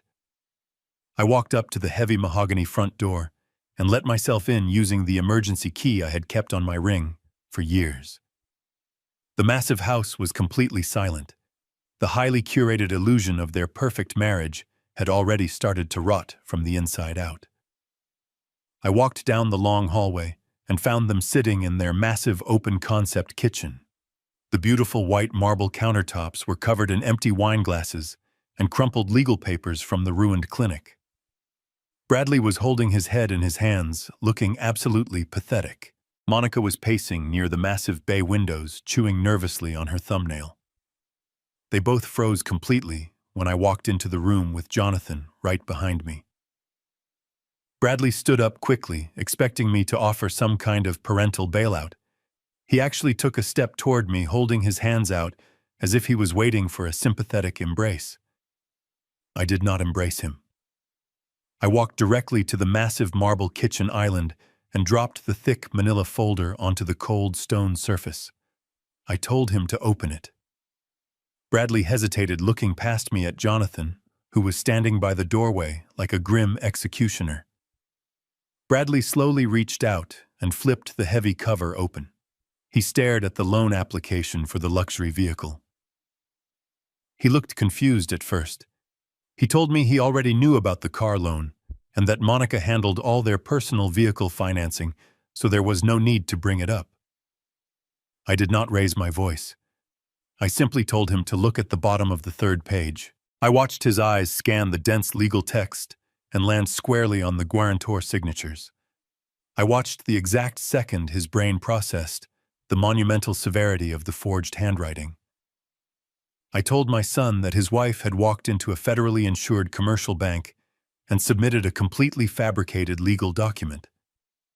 I explained that she had stolen my identity and used my pristine financial history to illegally borrow $150,000 to fund her pathetic socialite lifestyle. I made it absolutely clear that this was not a civil dispute over dental chairs anymore. This was a severe federal felony carrying a mandatory prison sentence. Monica stopped pacing by the window. She rushed over to the kitchen island and looked down at the document. Her face turned the color of wet ash. She tried to stammer out a pathetic excuse, claiming it was just a temporary bridge loan and that she fully intended to pay it back before I ever found out. She actually tried to use her breathy socialite voice to smooth over a massive federal crime. I ignored her completely. I kept my eyes locked directly on my son. I delivered my final ultimatum with absolute surgical precision. I told Bradley that Jonathan had already drafted the formal criminal referral. We were sending the entire file to the federal authorities first thing in the morning. I told my son he had exactly one choice to make. He could immediately file for divorce, kick the criminal out of his house, and agree to testify against her in federal court as a completely blind and innocent spouse. If he did that, I promised to let him walk away with whatever pathetic remnants of his life he could salvage. But if he tried to defend her, if he tried to cover up her tracks, or protect her in any way, and I would instruct Jonathan to name him as a full co-conspirator in the fraud. I told him he would lose his medical license, his house, and his absolute freedom. I gave him the choice between his fraudulent marriage and his own survival. The sheer viciousness of Bradley's reaction was staggering even to me. He did not hesitate for a single second. He did not look at his wife with love or conflicted loyalty. He looked at her with pure, unadulterated hatred. He turned on her so incredibly fast, it was like watching a starving animal turn on its own pack. He grabbed the forged document and shoved it right into her face. He started screaming at the top of his lungs. He demanded to know how she could be so incredibly stupid. He yelled that she had single-handedly destroyed his entire life, his pristine reputation, and his medical career just so she could drive a fancy car to her ridiculous country club. He did not offer to help her. He completely threw her to the wolves to save his own skin. He pointed his finger toward the heavy front door and ordered her to get out of his house immediately. He screamed that he was calling a divorce attorney right that second and that he would happily testify to the federal authorities that she was a manipulative, pathological liar. He told her she was a parasite who had dragged his absolute brilliance down into the mud. Monica stared at him in absolute shock. The man she had spent years manipulating, the man whose ego she had constantly inflated, was now violently discarding her to save himself. The shock rapidly dissolved into a blind, venomous rage. If Bradley was going to throw her into the fire, she was absolutely determined to drag him down into the flames right alongside her. She slapped the forged document out of his hand and stepped right into his personal space. She did not whisper. She screamed right back at him, her voice cracking with pure venom. She asked him who he thought he was calling a parasite. She reminded him that she spent the last 3 years managing every single detail of his pathetic life, because he was too obsessed with his own reflection to actually run a business. She yelled that she bought the luxury car to keep up appearances for his high-end clinic. She claimed that she committed the fraud specifically for him because his fragile ego demanded that they project a lifestyle of absolute wealth. The argument devolved into the most vicious, ugly display of human nature I have ever witnessed. They stood in their massive luxury kitchen, tearing each other apart piece by piece. Monica laughed hysterically and completely shattered his professional ego. She told him he was a mediocre dentist who only had a clinic because his daddy bought it for him. She screamed that none of the wealthy patients actually respected him. She told him that the country club executives laughed at him behind his back because they all knew he was just a pathetic blue-collar kid playing dress-up in expensive scrubs. Bradley turned bright red, his face contorting with absolute fury. He lunged forward and slammed his fists down onto the marble island. He yelled that she was nothing but a broke social climber before she met him. He reminded her that she brought absolutely zero assets into their marriage, and that without his medical degree, she would be working the cosmetics counter at a cheap department store. He told her she was going to rot in federal prison and that he would not spend a single dollar of his money on her criminal defense. Monica did not back down. She matched his fury with a terrifying coldness. She leaned over the marble island, her eyes wide and completely unhinged. She told him not to act so incredibly righteous. She yelled that he had no right to play the innocent victim when she knew exactly what he had been doing with the clinic billing software. She screamed that if he thought he was going to walk away clean, she would gladly tell the federal investigators exactly how he had been desperately upcharging his Medicare patients to cover the massive holes in their operating budget. She threatened to expose every single fraudulent insurance claim he had filed over the past 6 months. The room suddenly felt incredibly cold. Bradley stopped screaming. The blood drained completely from his face, leaving him looking like a terrified ghost. He realized in that exact moment that his wife was not just a forged signature. She was a loaded gun pointed directly at his medical license.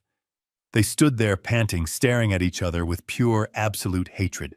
The curated illusion of their perfect high society marriage was completely dead, replaced by the ugly, terrifying reality of two desperate criminals turning on each other. I stood quietly near the doorway, watching the monster I had raised, and the parasite he had married, tear their entire world to shreds. I did not intervene. I did not stop them. I simply watched them destroy each other. Jonathan Reed stood beside me, his face completely impassive, carefully noting every single accidental confession what they were screaming at each other. They had spent years looking down on me, treating me like a disposable resource because of my faded work clothes and my calloused hands. Now they were completely exposing themselves as the absolute worst kind of trash. The ultimatum had worked perfectly, breaking their alliance and revealing the massive federal crimes hiding just beneath the surface of their pristine artificial empire. I looked at my son and realized there was absolutely nothing left of the boy I had sacrificed my life to protect. His core was entirely hollow. He was willing to sacrifice his own wife to save himself, but he was too arrogant and foolish to realize she held the keys to his own destruction. Monica stood there, breathing heavily, her chest heaving as she glared at the man who had just betrayed her. She told him that they were tied together permanently by their own greed. She swore that if she was going to wear handcuffs, he was going to be in the cell right next to her. The absolute silence that followed her threat was suffocating. I reached out and picked up the manila folder from the marble counter. I told them both that I had heard exactly enough.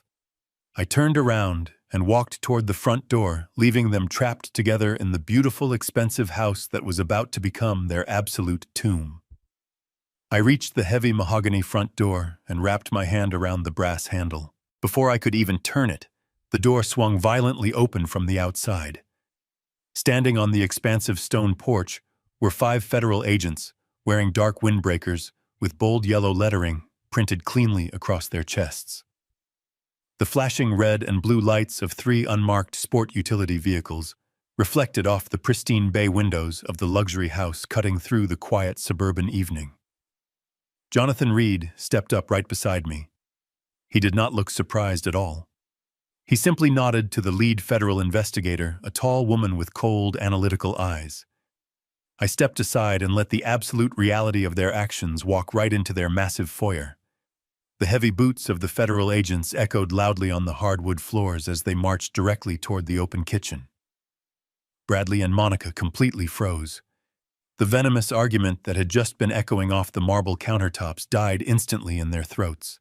Bradley looked at the federal agents, and his immediate survival instinct kicked in once again. He completely ignored the fact that his wife was standing right next to him. He rushed forward, holding his hands up in a pathetic gesture of complete surrender. He pointed directly at Monica and began speaking so fast, his words were tripping over each other in a desperate scramble to save his own life. He told the federal investigators that he was incredibly glad they were finally there.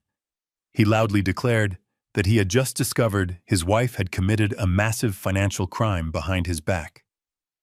He threw her to the wolves without a single ounce of hesitation, telling the agents that Monica had maliciously forged his signature and his father's signature to secure a luxury vehicle loan. He stepped away from her as if she were carrying a deadly, highly contagious disease. He proudly announced that he was fully prepared to cooperate with the federal government and provide any physical evidence they needed to lock her away in a prison cell.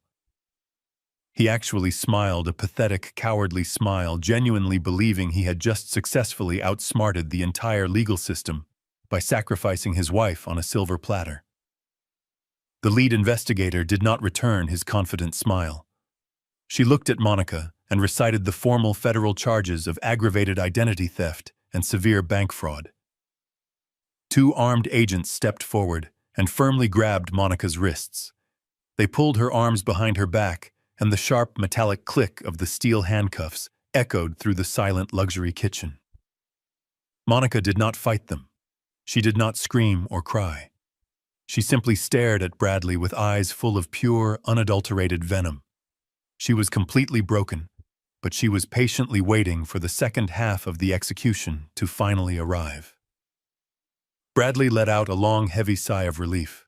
He actually reached up and smoothed his pristine hair genuinely, believing his personal nightmare was finally over. He thanked the investigators and told them they could take his criminal wife away so he could begin rebuilding his life. But the lead investigator did not turn around. She did not instruct her men to leave the kitchen. Instead, she reached into the inner pocket of her dark windbreaker and pulled out a thick, folded legal document. She handed it directly to Bradley. He looked down at the paper, his cowardly, arrogant smile slowly melting right off his face. The investigator informed him that they were not just there to execute a simple arrest warrant for his wife. She told him that the heavy document he was currently holding was a comprehensive federal search and seizure warrant for his entire medical practice and his personal banking records. She explained that a highly detailed tip from a prominent corporate attorney had prompted them to look deeply into the clinic's financial ledgers earlier that morning. She stated perfectly clearly that when a federally insured bank loan application is flagged for severe forgery, the federal government automatically audits all of the primary businesses attached to the fraudulent applicants. Bradley began to shake violently. The document in his hand outlined a massive active investigation into gross Medicare fraud and illegal medical billing practices. The investigator did not whisper. She told him that their initial digital sweep of his corporate servers had already uncovered massive, undeniable discrepancies. They had found the exact fake invoices and inflated patient charges that he had been desperately using to cover the massive holes in his operating budget. She informed him that his medical license was immediately suspended pending a full federal indictment and that he was officially a primary target of the United States government. He dropped the warrant onto the marble floor. He looked at Jonathan Reed, who was standing quietly in the hallway. Jonathan simply adjusted his silk suit tie and stared back with eyes as cold as ice. Jonathan had not just reported the car loan forgery. He had legally handed them the entire corrupted financial anatomy of my son's fake empire. Bradley fell to his knees right there in his luxury kitchen. The reality of his absolute destruction finally crushed the last remaining breath of arrogance completely out of his lungs. He was going to lose his medical license, his massive house, his elite reputation, and his freedom. The federal agents pulled him up from the floor by his expensive tailored shirt. They slammed his hands behind his back and secured the heavy steel handcuffs around his wrists right next to his wife. They were permanently bound together now, not by love or respect, but by their own pathetic greed and massive federal crimes. The agents marched them both out of the kitchen, down the long, pristine hallway, and out the heavy front doors. I walked out onto the stone porch and watched the agents push my son and my daughter-in-law into the back of the unmarked vehicles. The heavy doors slammed shut, sealing them inside their terrifying new reality. The flashing red and blue lights pulled away from the circular driveway, leaving the massive luxury suburban house completely dark and entirely empty. I stood on the porch feeling the cool evening air wash over my tired face. The $600,000 was completely gone, but it had bought me the absolute and permanent truth. I walked down the stone steps and climbed into my rusted old pickup truck. I turned the key, and the heavy engine roared to life. I drove away from the wreckage of their artificial world, leaving the parasites entirely to the brutal, unyielding justice of the federal government. The sun rose over the commercial district the following morning, illuminating a completely transformed reality. The pristine luxury dental clinic that my son had so arrogantly bragged about was no longer a monument to his manufactured success. It was officially an active crime scene. The heavy frosted glass doors that were supposed to welcome local celebrities and corporate executives were now tightly wrapped in thick industrial steel chains and secured with heavy brass federal padlocks. Symmetrical rows of bright orange notices were plastered directly onto the expensive glass windows, explicitly declaring the commercial property seized by the United States government pending a massive fraud investigation. Inside the empty shell of the building, the glossy marketing brochures featuring Bradley's arrogant, smiling face were scattered across the scuffed marble floors. The custom artisan coffee bar and the $80,000 dental chairs were already sitting safely in my secure private storage facility. The vacant clinic now stood as a hollow, devastating monument to the severe consequences of unchecked greed. People walking down the busy financial sidewalk stopped to stare at the federal warnings, taking out their phones to photograph the spectacular public downfall of the city's newest elite medical professional. The brand he had sacrificed his own father to protect was now completely synonymous with federal crime. While the commercial clinic was being permanently boarded up, the absolute destruction of their personal life was playing out in the bright daylight of their exclusive suburban neighborhood. The massive black luxury Porsche Cayenne that Monica had illegally purchased using my forged signature was no longer sitting proudly in their circular stone driveway. A heavy-duty commercial flatbed tow truck had arrived just after sunrise, accompanied by 2 federal marshals. The loud, aggressive grinding of the steel winch cables echoed through the quiet, manicured streets as the $150,000 vehicle was brutally dragged up the metal ramp. The exclusive country club parking pass, stuck proudly to the windshield, served as a pathetic reminder of the fake socialite lifestyle she had destroyed her freedom to achieve. The wealthy neighbors who Monica had spent months desperately trying to impress were standing on their sprawling lawns, watching the entire humiliating spectacle unfold. They whispered to each other from their expensive porches, completely horrified by the sight of armed agents tearing apart the illusion of the perfect high society family. The beautiful house itself was entirely dark and completely empty. The federal authorities had moved swiftly to freeze every single bank account associated with their names, leaving them without a single accessible dollar to hire private defense attorneys or post bail. Their massive social empire had completely evaporated overnight, leaving behind nothing but a massive crater of insurmountable debt and extreme public humiliation. The final and most devastating blow arrived exactly at noon. The state medical board, acting on the severe evidence provided by the federal investigators, issued an immediate emergency suspension of Bradley's medical license. He was officially stripped of his right to practice dentistry in any capacity, anywhere in the country. But the board did not stop there. Following strict legal protocols, they drafted a formal public notice of the suspension and mailed it directly to every single patient listed in his highly curated database. The local television personalities and the wealthy corporate executives who had attended his exclusive grand opening received certified letters informing them that their chosen medical professional was currently incarcerated and under active federal investigation for gross Medicare fraud and illegal medical billing practices. His name was immediately digitally scrubbed from every prestigious medical directory in the state. The brilliant visionary doctor had been legally reduced to a common criminal facing years in federal prison. His expensive, custom-tailored white coat was permanently traded for a standard-issue canvas prison uniform. I spent that entire morning sitting quietly in Jonathan Reed's downtown law office finalizing the absolute reclamation of my commercial property. I did not feel a single ounce of regret or parental sadness. I felt the profound, unshakable peace of a man who had successfully surgically removed a massive toxic tumor from his life and his legacy. I had built my wealth through decades of pouring concrete, breaking my back, and honoring my contracts. I had used that exact same strength to completely dismantle the parasites who thought they could use my name to fund their arrogance.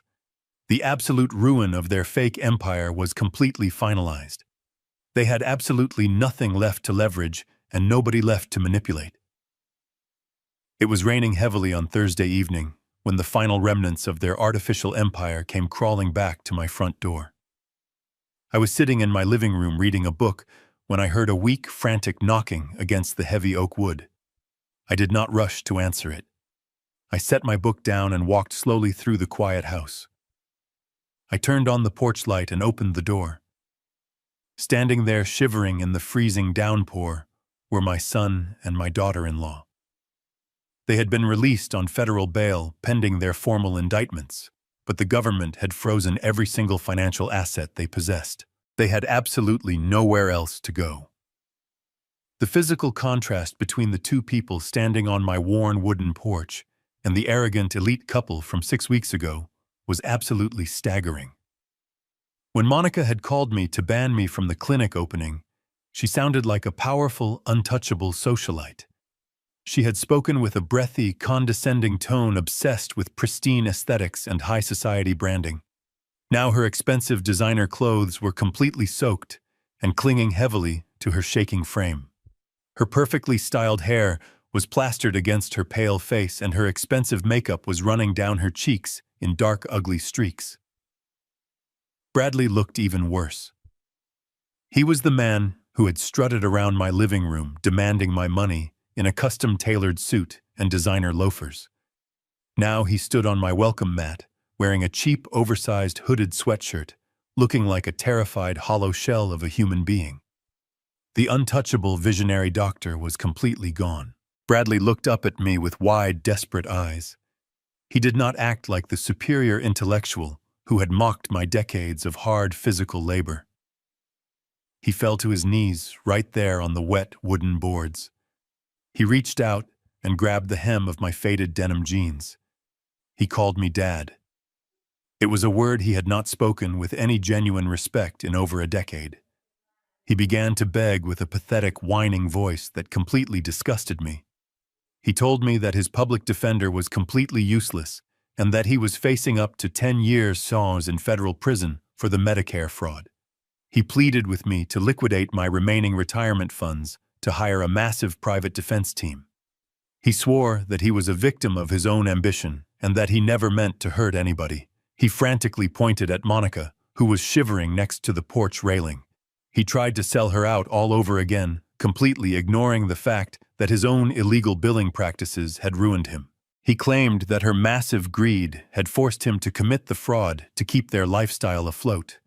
He begged me to let him move back into his childhood bedroom just until the trial was over. He promised he would get a minimum wage job and pay me back every single cent of the $600,000. He promised he would scrub my floors and cook my meals if I just saved him from the federal prosecutors. Monica did not fight back this time. The vicious venom she had spit in the kitchen was entirely gone. She was completely broken by the reality of her impending prison sentence. She stepped forward, holding her shaking hands together as if she were praying to me. She looked at my scuffed work boots and my faded flannel shirt.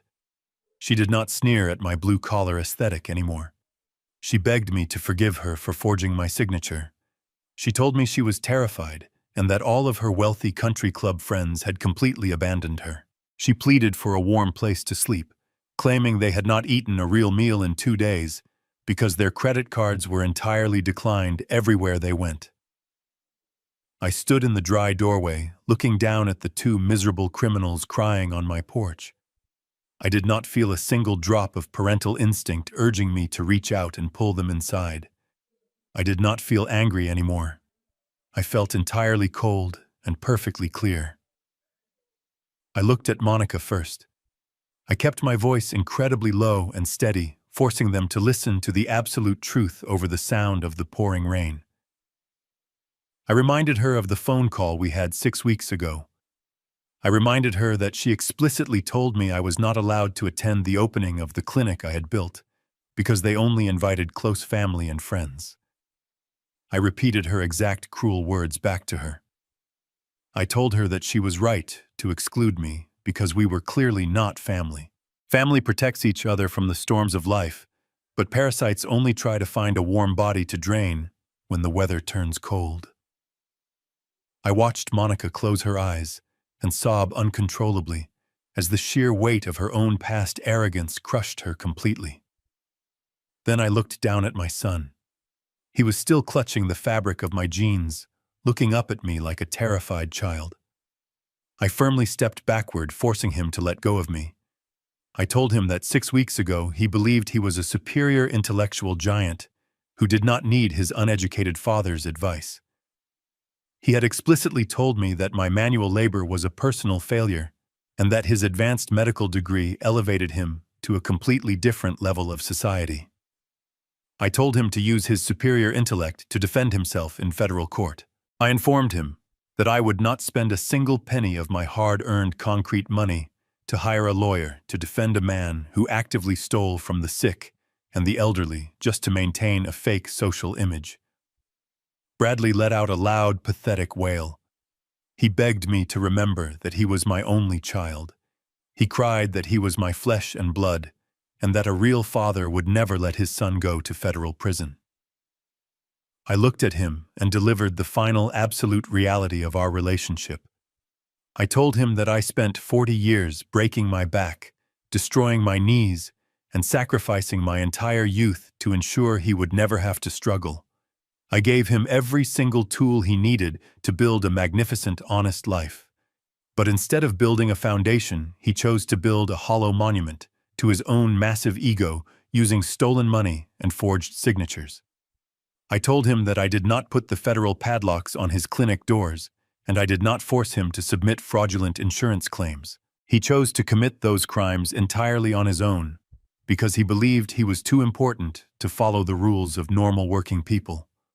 True love is not blindly shielding a criminal from the consequences of their actions. True love is allowing a man to feel the absolute crushing weight of his failures so he might eventually learn how to be a decent human being. The rain continued to pour down around them, washing away the last tiny fragments of their false reality. They stood on my porch, completely stripped of their wealth, their status, and their toxic arrogance. They had absolutely nothing left to leverage. They were just 2 desperate criminals facing the brutal, unyielding wall of federal justice. I looked at them one last time, memorizing the pathetic sight of the people who thought they could throw me away like garbage. I told them that my house was not a sanctuary for frauds. I stepped entirely back into my warm, quiet home. I grabbed the heavy brass handle and pushed the oak door forward. The loud, definitive click of the deadbolt locking into place echoed perfectly over the sound of the storm, permanently sealing them out of my life forever. I stood perfectly still on the dry side of the threshold, looking down at the two shivering figures huddled together in the freezing downpour. They had finally stopped screaming and begging. They were completely out of breath, their energy entirely depleted by the crushing reality of their impending federal prison sentences. The only sound left in the cold night air was the heavy rain violently lashing against the wooden steps of my porch and the pathetic, ragged sound of my son desperately gasping for air. I did not raise my hands to comfort them. I did not shift my weight or show a single ounce of hesitation. I wanted them to remember this exact moment for the rest of their miserable lives. I wanted the image of me standing tall and unbothered to be permanently burned into their memories, so they would always know exactly who had finalized their destruction. I looked directly into Monica's eyes first. The manufactured high society socialite, who had sneered at my worn-out boots, was now kneeling in puddles of muddy water, her expensive designer coat completely ruined. Then I shifted my gaze to Bradley. The arrogant, visionary doctor who had demanded my life savings as if it were his birthright was staring up at me with the terrified, hollow eyes of a defeated coward. I did not need to shout over the sound of the storm to make them understand their fate. I kept my voice incredibly soft, steady, and completely devoid of any parental warmth. I reminded them of the phone call that had started this entire devastating sequence of events. I spoke slowly, ensuring every single syllable landed with maximum impact. I told them that exactly 6 weeks ago they had made a highly calculated decision to exclude me from the most important day of their professional lives. I looked at Monica and repeated the exact words she had used to casually dismiss my entire existence.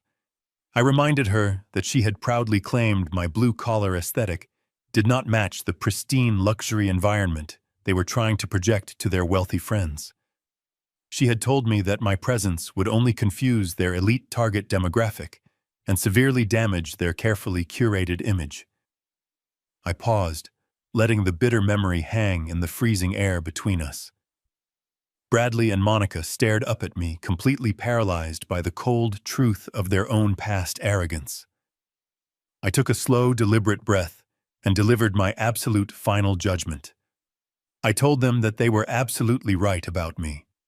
I told them that I never belonged in their fake, artificial world built on stolen money and desperate lies. I looked my son dead in the eye and told him that my aesthetic did not fit his shiny new brand because my brand is accountability. They both froze completely.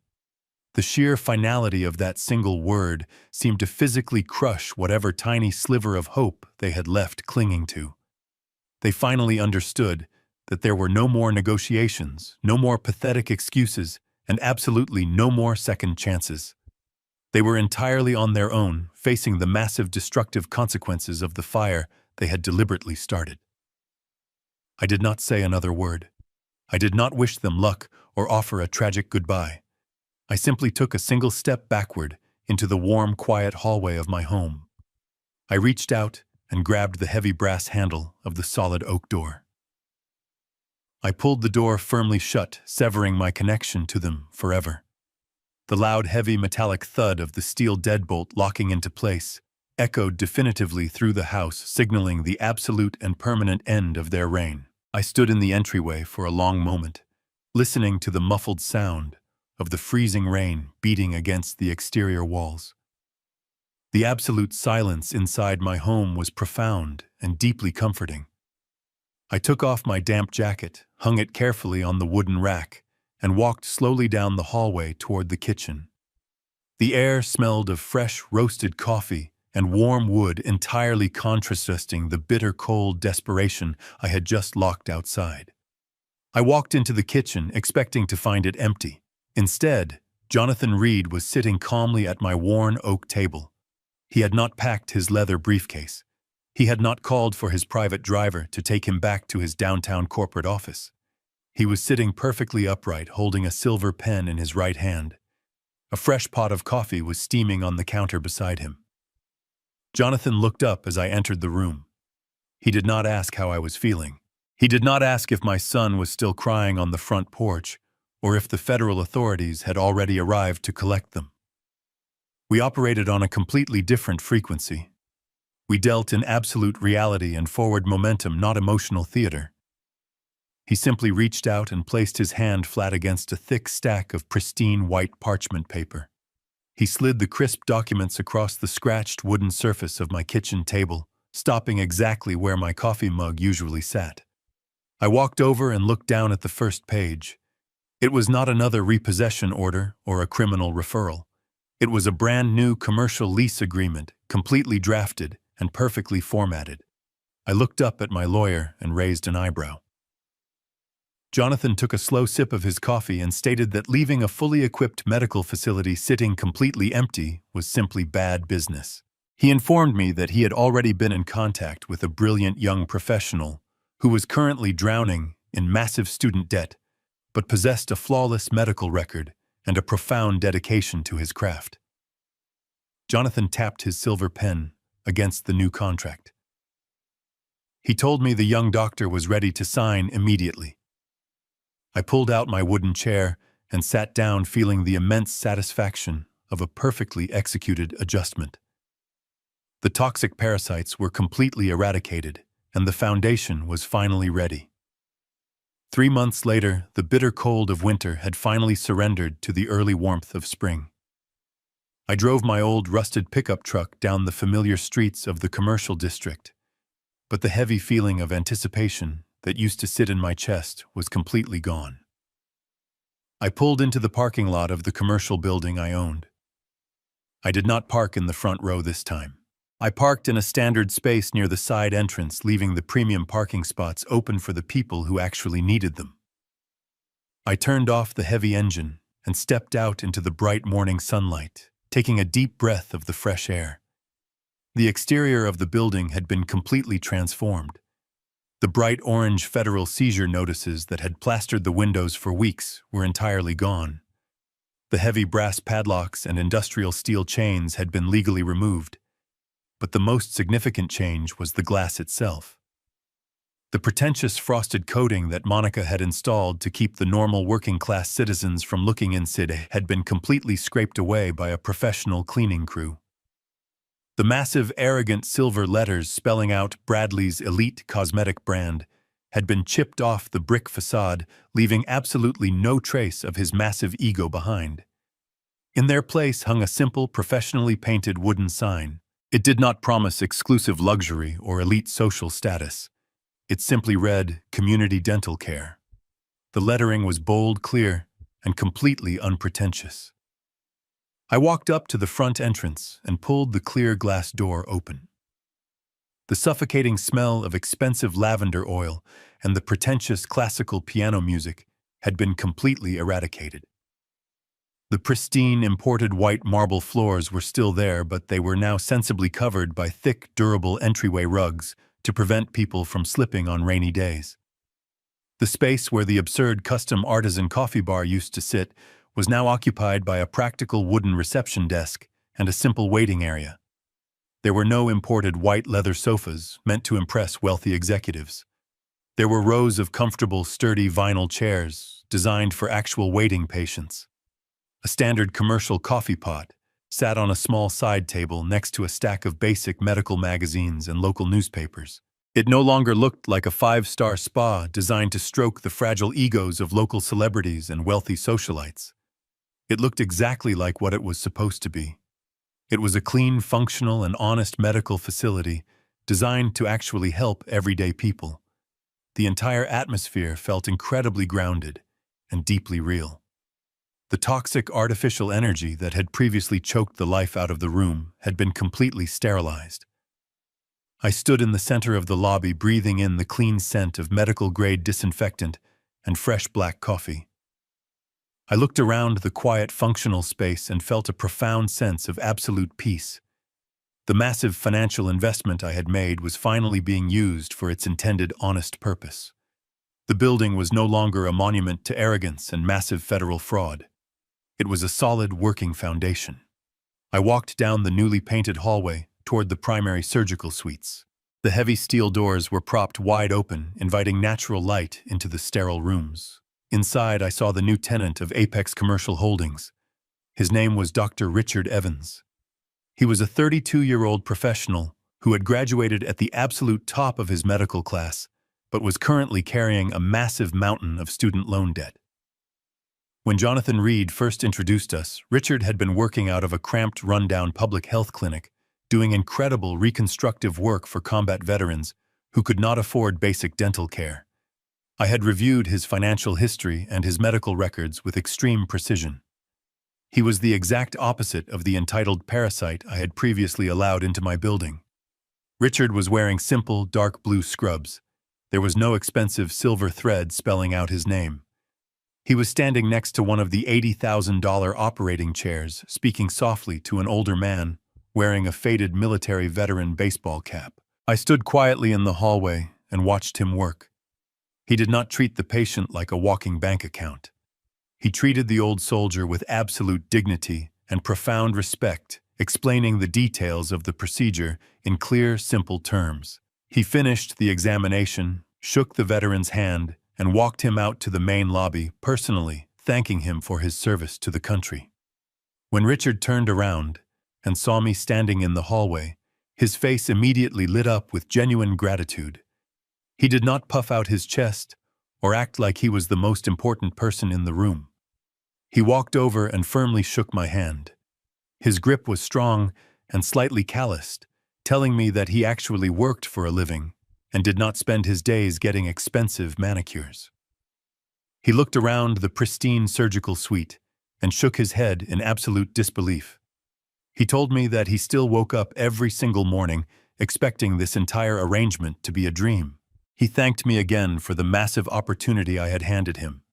I had legally leased him the entire commercial building and all of the state-of-the-art medical machinery for a tiny fraction of its actual market value. The rent I charged him barely covered the property taxes and the basic maintenance fees. Richard told me that because he was not drowning in massive corporate overhead, he had been able to dedicate 2 full days a week entirely to pro bono work for local veterans and low-income families. He explained how the panoramic imaging machines and the hospital-grade sterilization units had allowed him to perform complex, reconstructive surgeries that these patients would never have been able to afford otherwise. He spoke passionately about his work entirely devoid of the toxic arrogance and desperate social climbing that had defined my son's miserable existence. I listened to his words feeling a deep sense of pride that my money was finally building something entirely real. I told Richard that he did not owe me any gratitude. I explained that in my decades of doing business, I had learned that providing the right tools to a man with a solid foundation is never a risk. It is an absolute privilege. I told him that the heavy, expensive machinery bolted to the concrete floor was completely useless without a skilled and honest pair of hands to operate it. I made it clear that he brought the actual value to the building, not the other way around.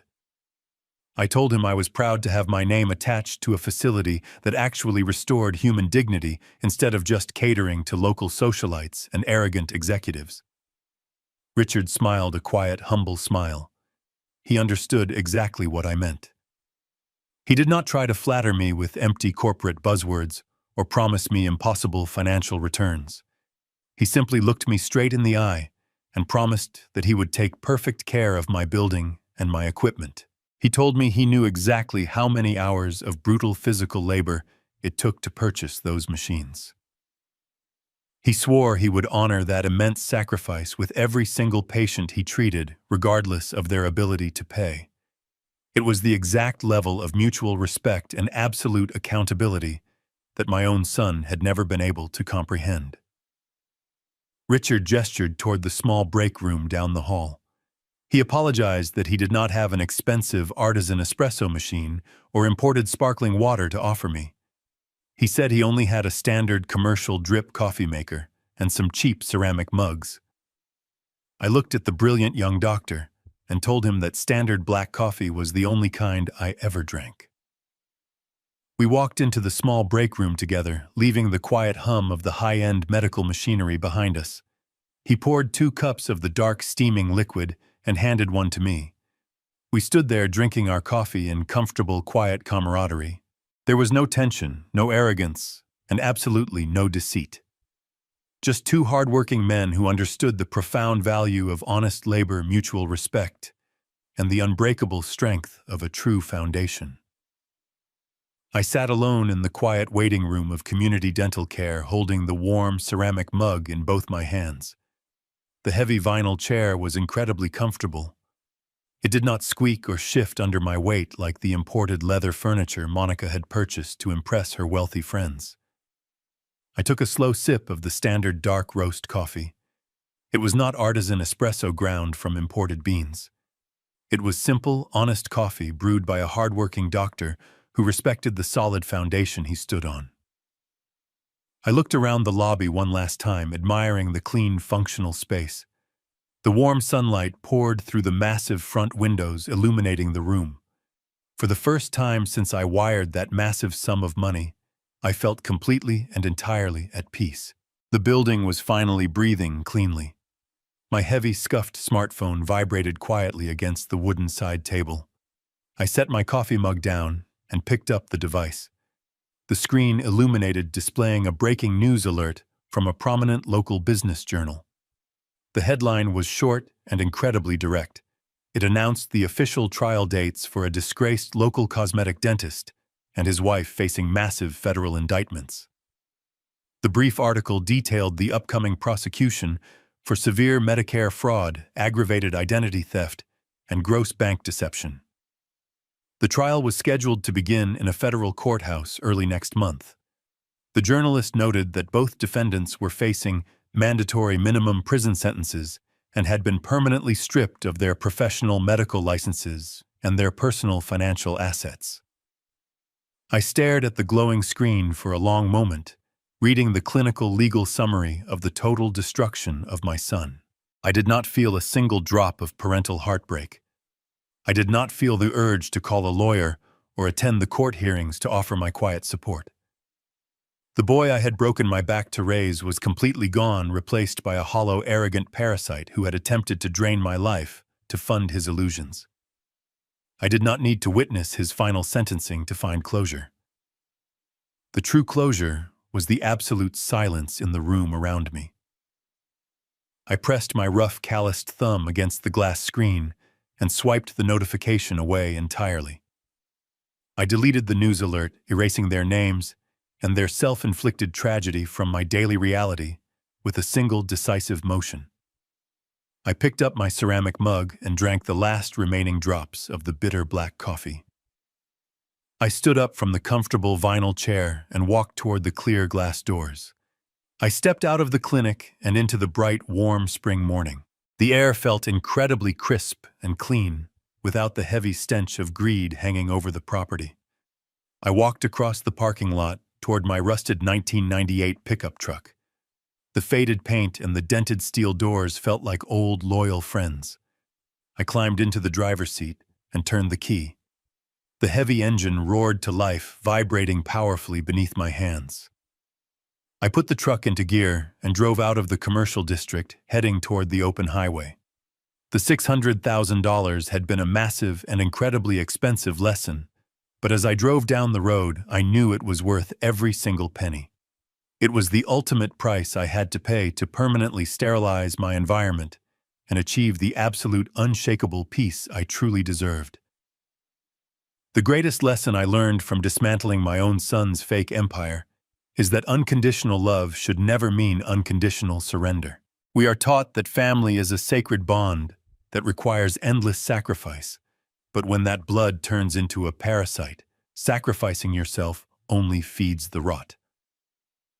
True respect cannot be bought with blind financial support, and real legacy is never built on stolen foundations.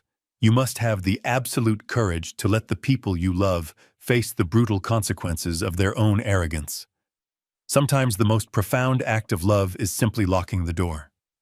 If you have ever had to cut off toxic family members to protect your own peace, tell me your story in the comments below. And make sure to hit that subscribe button for more lessons in absolute accountability.